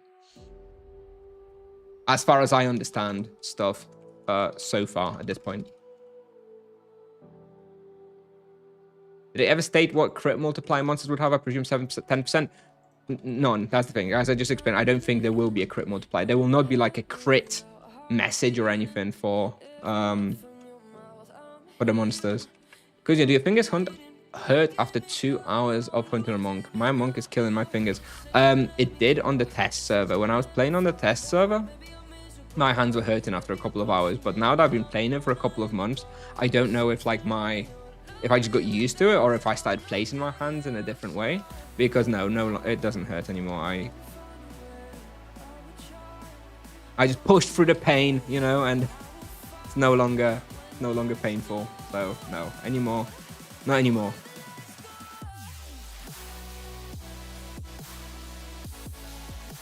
Yes, I saw your message about flipping that Soul Commas. What do you think about the Lion Claws and the Gilded Edge Crescent Moonspade? Are the Lion Claws better? No, Moonspade's better. And especially after the update, if you have a Gilded Moonspade, you have like one big time, because actually the Gilded Moonspade is going to have a better tree than the non-Gilded version. So the Gilded version will be worth a lot. Definitely the best energy weapon now, in my opinion, especially after the summer update. Until Soul Commas, of course. Didn't Spiel say that monsters now do 10% more damage? I don't think so. I don't think it'll be like that. It'll be like 1-2% more damage, maybe on average over time, I'd say. How do you get this outfit? So cool. So for me, it's an account-bound outfit. I got it as a reward from tournaments, you know, some years back. You can get it through Tibiadrome for like, I don't remember how many points, like 7,500 or something like that. So yeah, if you just do Tibiadrome every 2 weeks, after like 6 months or something, you'll get it. But for you, it's gonna be character bound, not account bound. I just have on every single character.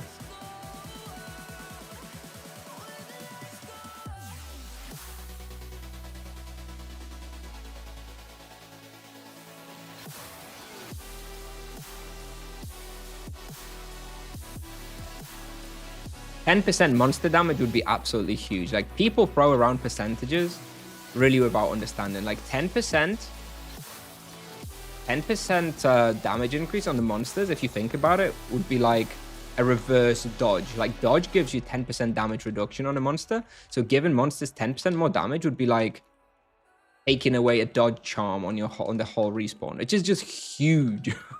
It would be a huge damage increase. So believe me, it would be very quickly noticed and reverted, because that would be absolutely massive. So no, I do not anticipate a 10% damage increase for the monsters.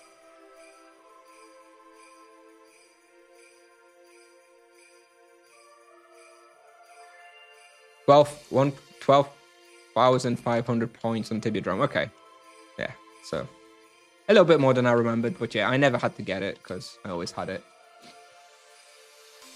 Those skeletons slap, yes. Let's have a look. What's our max DPS? 3,800 at the moment. 1 second, I'll be right back.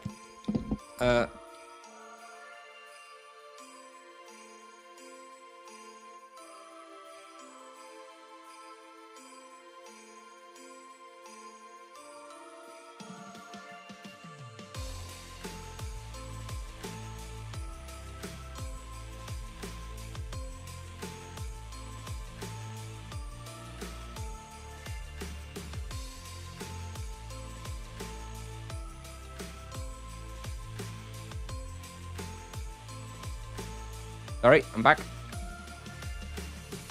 But yeah, those monsters do slap here. I see I have 3.8k max DPS now. I don't know when that happened, but yeah, that's quite a lot, right? Considering I have 5.7k max health. And the experience really dropped because I was just talking to my wife because somebody was calling me, so we have to deal with that. But yeah, experience definitely dropped significantly. I promise 6k raw is more than doable here. Got another 20 minutes on the respawn or so. Yeah. Yeah, we should be able to hunt it for another 20 minutes or so. Can you make some video about priority order from monk items? I don't really think I need to be making a video on it. You can just ask and I can answer. I mean, or I can make a YouTube short about it. I think it doesn't feel like particularly big enough of a topic for a proper video.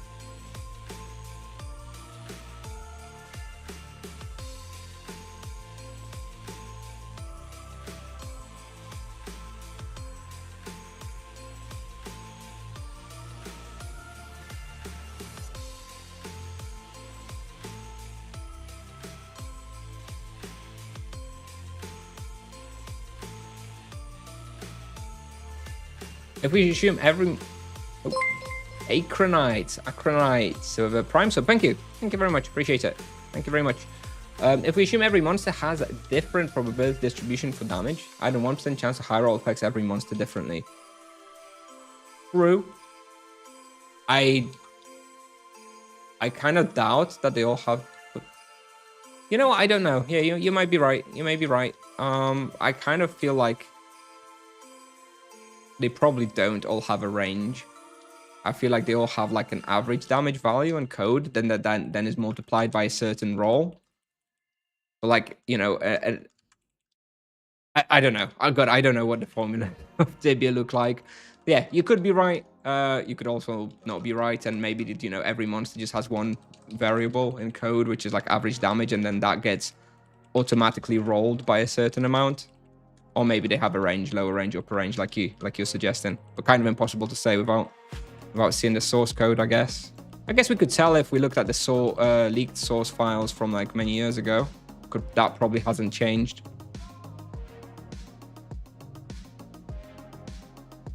What priority should I buy? Well, what level range are you looking at?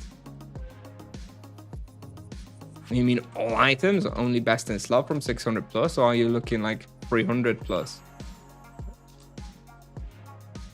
You think it would be a good idea to buy Inferno Claws now before everyone is getting level 300? I think you're too late on that. I think everybody who is seriously playing Monk already hit level 300. So I don't think you're going to be seeing much increase in demand for like level 300 items, to be honest. I don't think level 300 items are going to be going up in price compared to what it is now.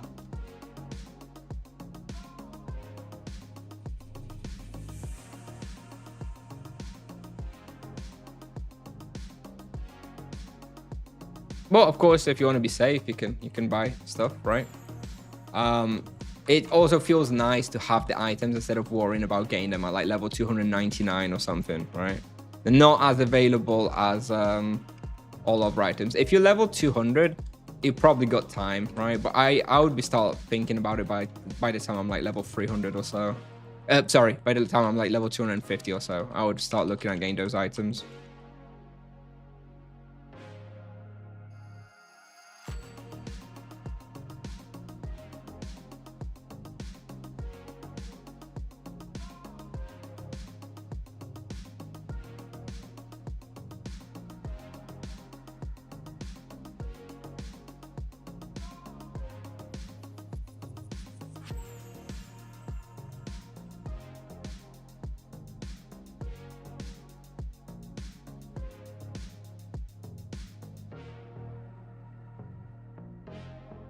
Oh.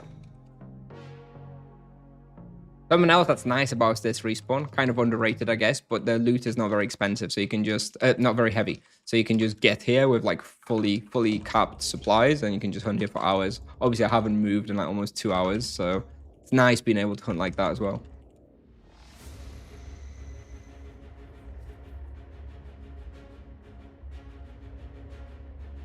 Yeah, definitely not legal. Yashikan, definitely not.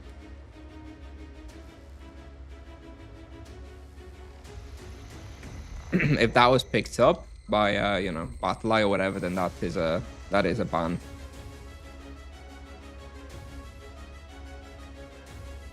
I wonder how many people sold the mace to wrong monk and then quit because they didn't like the monk. Probably a significant amount. I also think probably a fair amount of people were not ready for the nerfs and they're not emotionally stable enough to handle the nerfs, which were necessary. So they probably quit after some of the nerfs as well. Whether they went back to some other characters, who knows? But definitely some people, if Tibia forums are to believe, definitely some people have quit the game over the nerfs.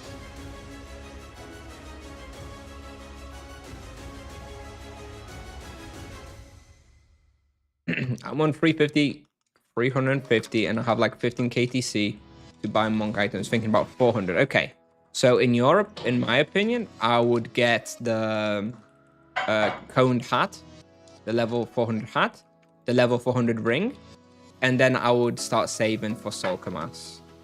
I wouldn't be getting Soul Garb or Soul Souls until I had the Soul Kamas. So yeah, I would get the ring and the hat. Both of those will probably cost you a total of about 250 KK, which is 7 KTC or so. So you'll probably have about 8 KTC left over that you can start like saving towards buying a Soul Kamas for whatever price ends up being eventually. That would be my suggestion with 15 KTC at level 350. But definitely I would skip the Soul Garb and the Soul Souls until you have your level, until you have your Soul Kamas. Do you know if Sanguine Trousers are worth closer to 200 or 250? I think they're worth less than that. I think they go for around 100, 120, to be honest. Sorry. I don't think they go for 200. At least not from what I've seen. I mean, I bought mine for 120 and I don't think they've gone up in price since then.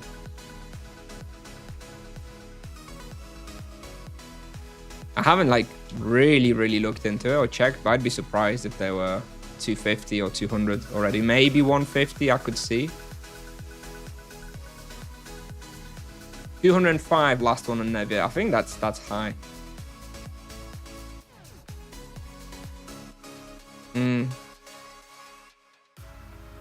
I think 205 is on their expensive end. I don't even know who would buy that on Nevia. Jim Corleone, I guess, but it's expensive. Check characters of some people that were retiring because of the nerfs and they're still going strong. Of course. How it usually goes.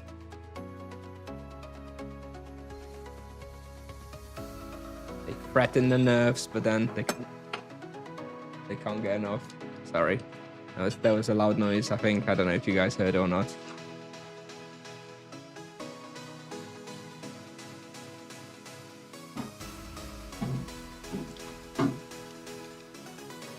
Hello, Mustache.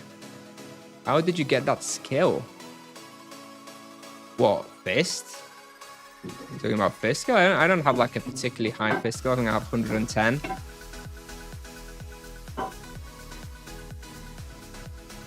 Which, you know, I got through training on the dummy during double experience events. That's it.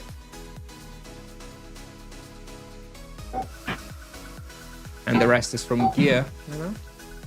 Transcendence potions, etc., etc. Nothing too special.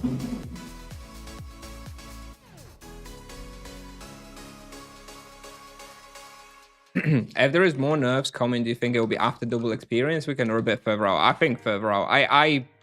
I don't know. I'm not anticipating anything anytime soon. I think like it's strong in the mid level, but I don't think it's offensively strong. You know, like where people should be like outraged by its power level. And the fact that it's pretty weak later on means that it should have a strong mid game. So if there's more nerfs without corresponding buffs to the end game, I'm gonna be pretty disappointed in Sipsoft. So personally, I'm not expecting any balance changes until like September or so. There's going to be a September double as well, all right? Presumably early September. I think maybe after that we'll have some rebalance. I think that they focused on the summer update now, and then they're going to be monitoring summer update performance. And after that, they may revisit the monk afterwards. I think they need a late game buff of sorts before they're going to get nerfed in the mid game.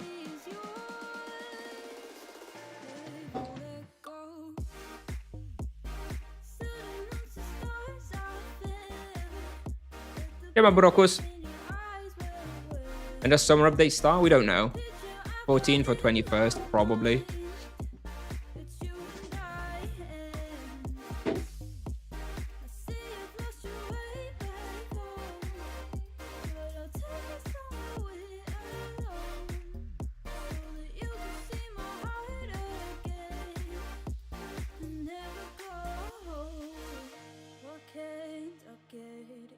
Just stay, you're like a song stuck on replay. Your smile is always in my way. I know you know, if you need me, it's not. And do you think they will launch a summer update? Oh, I guess I just answered that. I think 14th or 21st. It's like the Monday. It's usually Monday or Tuesday, right? So it'll be Monday or Tuesday either in 2 weeks or in 3 weeks. Although I have to say, like the test server is kind of getting quieter and quieter, so I wouldn't be surprised if it's not going to be like as early as 2 weeks from now. So basically, would it be the 13th or 14th, something like that? I think that's probably more likely at this point than 21st, 22nd, or 20th, whatever. I think 13th, 14th would be my guess if I had to. Would you recommend getting Drachiko or Nunchaku of Destruction on level 225 monk? On new server, so your Drachiko and Nunchaku is around same price. I would get the Drachiko. Nunchaku of Destruction is nice, but you need a strong energy weapon way more than you need a strong physical weapon. Iron Fist compared to the Nunchaku of Destruction is not such a big deal. You can use the Iron Fist for a long time, but if you don't have a Drachiko, what are you even using? Are you using the Falcon side from level 60? Please. So yeah, I would definitely get the Drachiko over the Nunchaku if you're using Falcon side at level 225.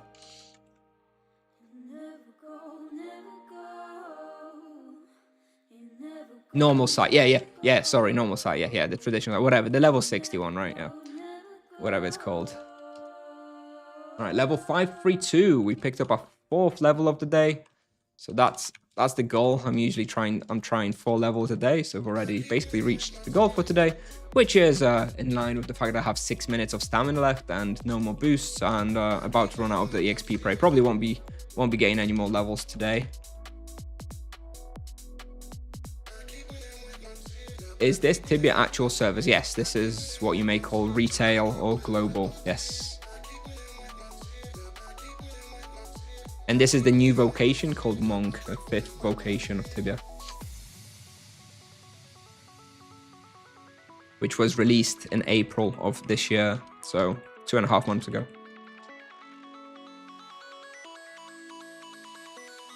You think it's worth selling a sword EK for axe or club because of sword prices? No. If I could choose one, I would choose sword EK at this point. Like, I mean, they're expensive, but you're an EK, you'll make the money eventually. And Tibia's long-term grind, right? So you'll get there eventually, and currently the weapons are best for the sword EK, so I would stick with it myself.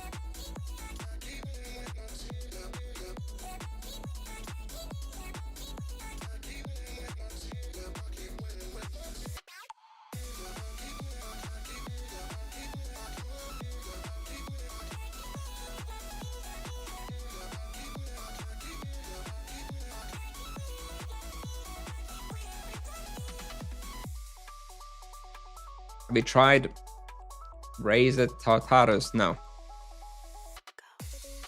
I'm really really quite interested in what is it? Is it like some massive marketing campaign that Razer has been doing recently? Because you must be like the 3rd or 4th person who's asked me about this. And honestly, prior to like 2 months ago, I have literally never heard of this. Is this like some new product? Is this special keyboard, right? So no, I have not used it. I haven't heard any feedback from it, but I have had a few people ask me for it, and I'm starting to wonder if you're all just incognito Razer marketing people, because it's almost shocking that so many people are asking about this.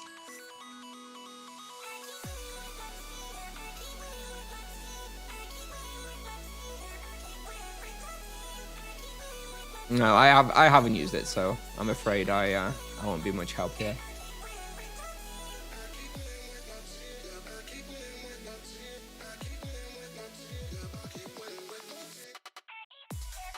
This game has gotten so intimidating looking. Yeah, I mean it's like 10 times more. Honestly, probably even more than that. It's incredibly fast-paced compared to what you're used to if you played many years ago. Yeah, it's very action focused at the moment, so it's not like you can just, you know, stand in one spot and throw your rune every 2 seconds and that's the gameplay. Nah, you're like running around with 30 monsters and casting spells, 5 different spells all the time, using potions all the time. It's definitely a different game. The graphics are the same, and that's about it.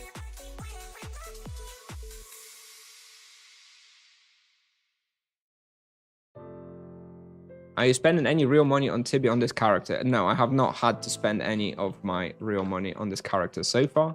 The only things I've spent are money that I had from my paladin.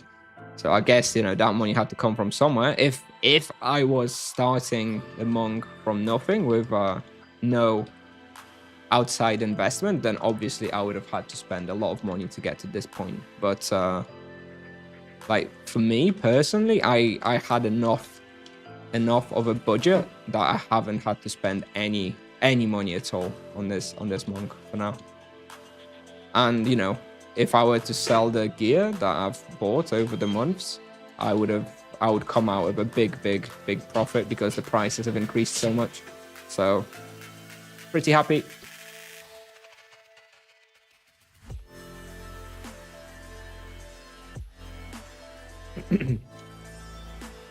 And you know, now that I've got all the gear and there's no new best in slot, I'm anticipating to be making a lot of profit going forward, right?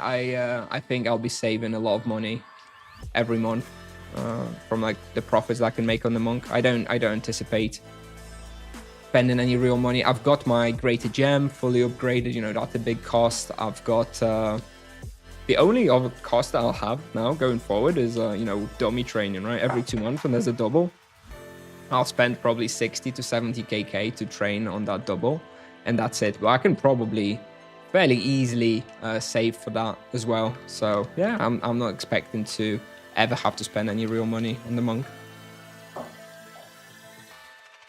Do they support any classic servers? No, they're all unofficial and at the mercy of the developer. You know, potentially could all be like shut down at some point. But it doesn't seem that the developer's that bothered about them. So yeah, you can play on official servers if you want. Just don't talk about it in game in the real Tibia because yeah, that'll get you banned.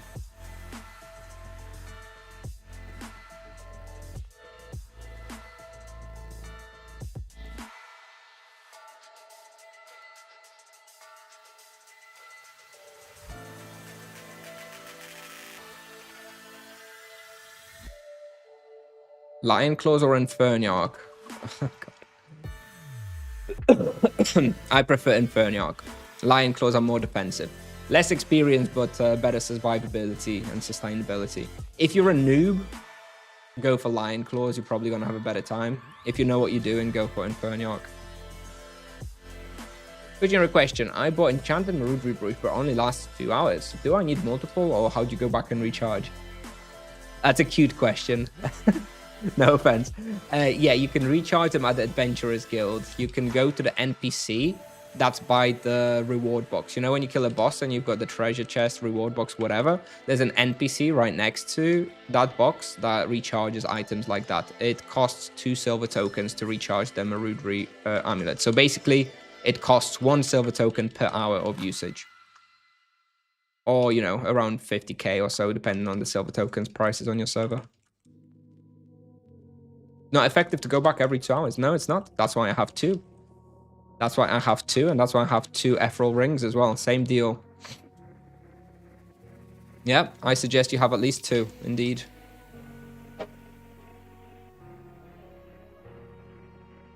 Okay, 1 minute for Crypt Warrior Prey. Let's finish off this box, and then re-roll the Prey.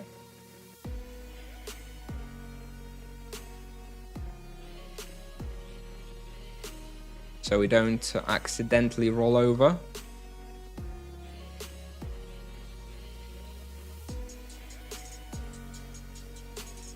All right. You've served me well, Crypt Warrior Prey, but thank you now. Up. What do we get? What do we get? Voltor, Sea Serpent, nothing good. Really, I suppose Thanatos is the best if I want to go. Like Winter Court or something, but yeah, nothing great really. All right, what time is it? 17:57. So let's finish off the lap. I see we've just finished our, have we finished our boost yet? No, we've got 5 minutes of boost. All right, so let's do 1.5 more laps, 5 more minutes, and then we'll finish off here. I'm not sure if we're gonna go anywhere else, to be honest. Maybe I'll just take a break afterwards, do some quests or something.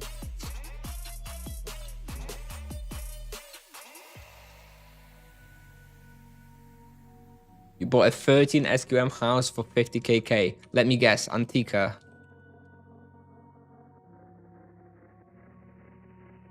Go Deathlings. Yeah, I've been hunting a lot of Deathlings. I don't think I'm gonna go Deathlings again right now. Yeah, I've been hunting a lot of Deathlings. Deathlings is really good actually. Like if you have Soulkamas on a monk, it's actually really good. But it's basically never hunted, and you can do like 6kk raw more or less with like a 1.5kk profit. It's really pretty great. I'm really enjoying Deathlings. It's another like one of my go-to respawns. Like so look, at the moment, the best respawns in the game for like if I want to EXP, I go Cobras or I go Nagas, right? Those are like best experience spots. Maybe like Aslan Castle. But if I'm not in the mood to be like, you know, try hard and then PGing, places like Deathlings, Ixupan Occupied Sanctuary, where else? Terror Sleeps, you know, places like that are really very cool and chill to just go and just do very good experience without too much like stress. Summer Court, Winter Court, also pretty good for that. That's where I usually go to. Usually my 2 go-tos are Deathlings and Ixupan Occupied Sanctuary. Both of those are a little bit over 6kk raw with like 1.5kk profit per hour, and very, very easy and chilled and not very popular. But if I want to PG, then yeah, I'll go like Cobra Bastion or Nagas or something like that.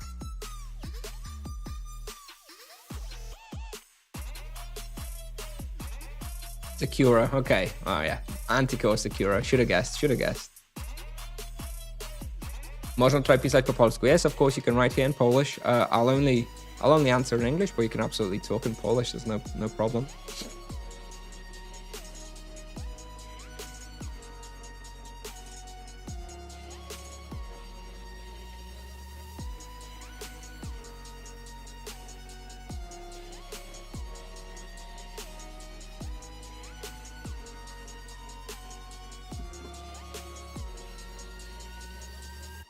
I've definitely gone very unlucky with the loot, by the way. Like 1.1 KK profit per hour. That's what, 550k profit per hour. I've definitely, on average, been getting more than that when I hunted here before. Maybe I've been overpotting a little bit because I've not been focusing too much on effective potion usage. So maybe that's part of it. I also think I've gone pretty unfortunate with the Ruthless Axe drops. It doesn't matter. Still profit. Doesn't matter. What time you start streaming? I'm not a full-time streamer. I stream when I can, to be honest. I have 2 young kids. I have a full-time job. So, you know, I stream when I can. I try to stream at least 5 hours a week. You know, 2-3 streams a week, but it varies, and times vary as well. I know that's not great. I know you should have a schedule and stuff, and you know, if I didn't have kids, I would have a schedule, but with 2 young kids, it's impossible to have a schedule. So usually I stream, I would say 9 to 11 p.m. European time is probably the best bet to catch me, because, you know, my kids go to sleep, and that's when I'll try and stream. But that's not a given, you know. Sometimes my kids are away, like right now they are with the grandparents for a few days, so I can stream now at this time after work. But normally I would have my kids with me right at this time, so I wouldn't be able to stream. So it honestly kind of varies. I can't give you like a solid schedule. Sorry.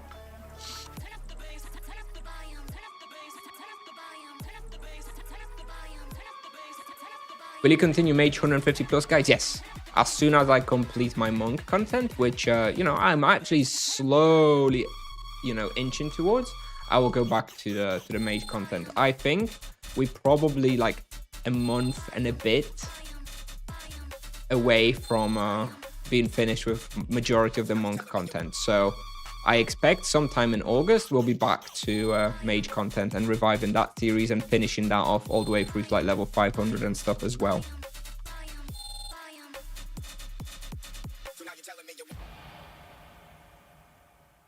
All right, we're going to finish this pull, and we are leaving because I can see the boost is finished now. There we go. No boost, no stamina, no prey. Oh, all right.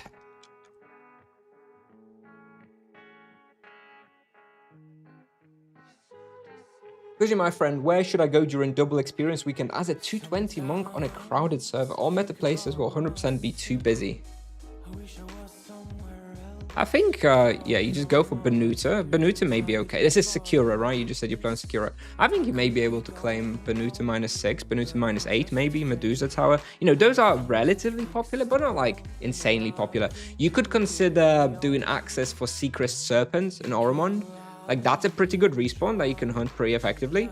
That's definitely going to be free, and it's actually pretty good. So maybe, yeah, that would maybe be my top 1 recommendation. Secret Serpent and Oromond. Sorry, I had to watch ads. I did not hear at what time.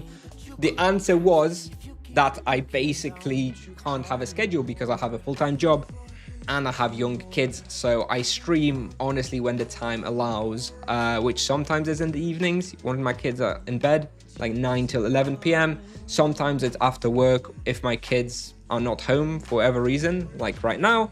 And yeah, sometimes if I have a very slow day at work, you know, I'll consider streaming in the middle of the day, like lunchtime until 2 o'clock, for example. You know, if I've got a quiet day at work and no one's going to mind if I'm going to do a bit of streaming, for example. So unfortunately, I don't have a schedule, right? I'm not a full-time streamer where I can afford to have a schedule. So yeah, sorry. I talk in European time. So I talk in European time. EST is what? That's American, right? So I'm talking about European time. So for you, it'll be a few hours earlier. So I can't do the translations in my head. I'm talking about European time. So if you're in the US, it's probably like 4 to 6 hours earlier than that. Yeah, CEST, yes. Wow, Burok was with the 20,000 channel point flex. That is a true flex, Burok was. No prey, no boost, nothing. 5.5 KK rod, 530. What a joke. I wasn't doing particularly well, in my opinion, at the respawn then. I think 6 KK raw is even doable. In fact, 6 KK raw is what I was doing there when I was playing off stream. Ooh, how many more points? 4 more points for tier 2 aesthetic. That's gonna be good. Yeah, and tier 2 aesthetic is like twice as good as, well, it's plus 100% as good as the tier 1 aesthetic. It's definitely going to be noticeable. Looking forward to it. Looking forward to it. And my greater gem, for those of you who haven't seen this beauty yet, here it is. The only one I opened, and probably the last one I'll need to open for another 500 levels or so.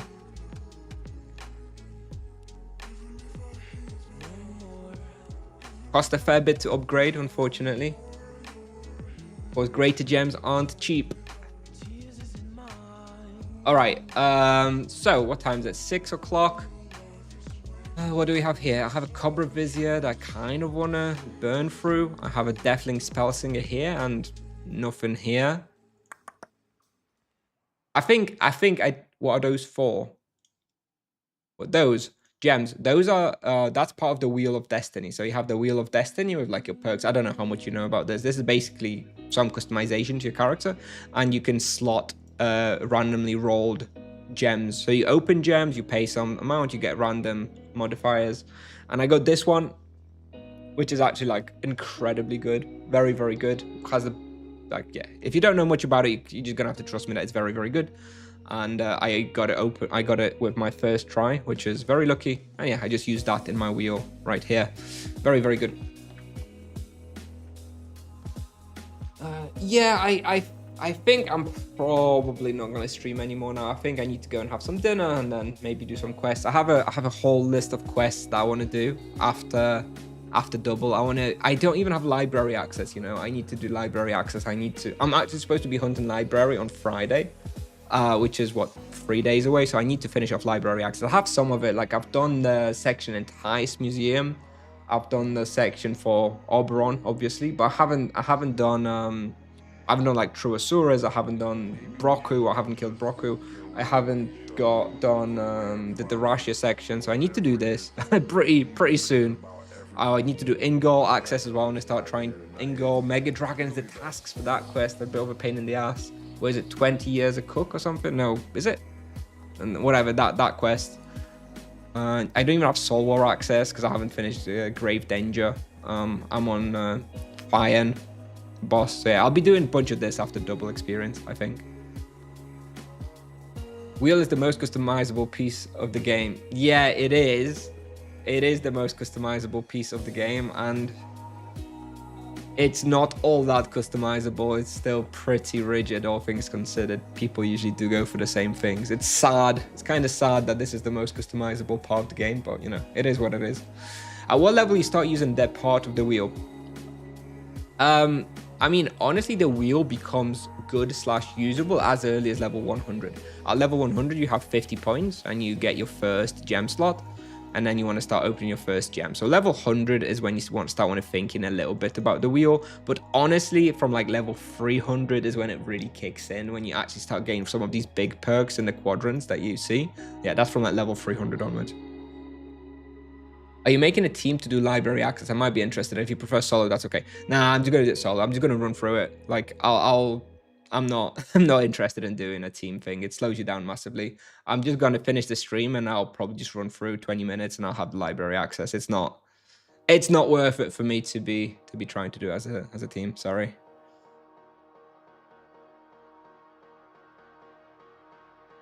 Yeah, what have I done? I've done the thing with the raft and I've done falcons. No, I think I haven't. Maybe I haven't finished this one. It looks like I haven't finished this. I have to do this one as well. The Museum of Tibian Arts. Never mind.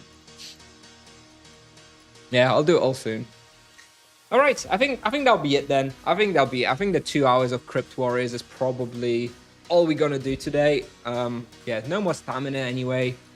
So we'll leave it at that. The plan for the rest of the week is tomorrow and Thursday. I'm not actually going to be able to stream. I'm going for a little one-night getaway with the wife. We're going to Prague for one night, so a little mini holiday. It was supposed to be on the weekend. It was supposed to be on the weekend, but I was like, look, it's double experience plus Bewitched. No, don't do it to me. So instead we're going tomorrow. We're coming back on Thursday evening. So that on Friday morning I'll be ready for the Bewitched and double experience. Priorities, right?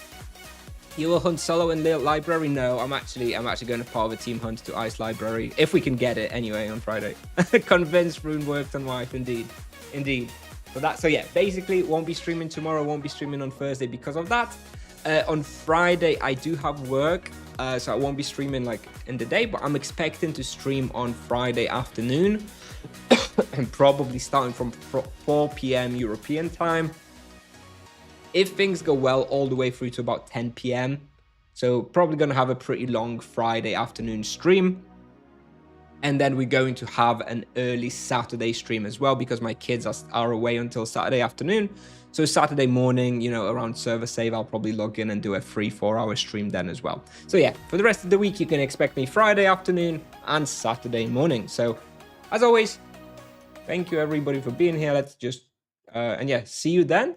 Let's check if we can raid somebody. See who's available. Who's streaming now? Fiery is streaming. And I think that might be it.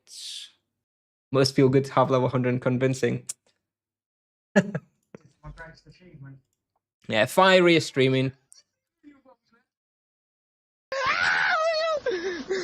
Unfortunately, I had sounds muted at the time you redeemed Burok, so you only heard a part of that. Sorry for the cough. I'm sorry. I thought I muted myself, but I muted the sounds. Never mind. Let me just raid Fiery. Sorry about the cough. Anyway, let's raid Fiery. Thanks for being here. See you next time.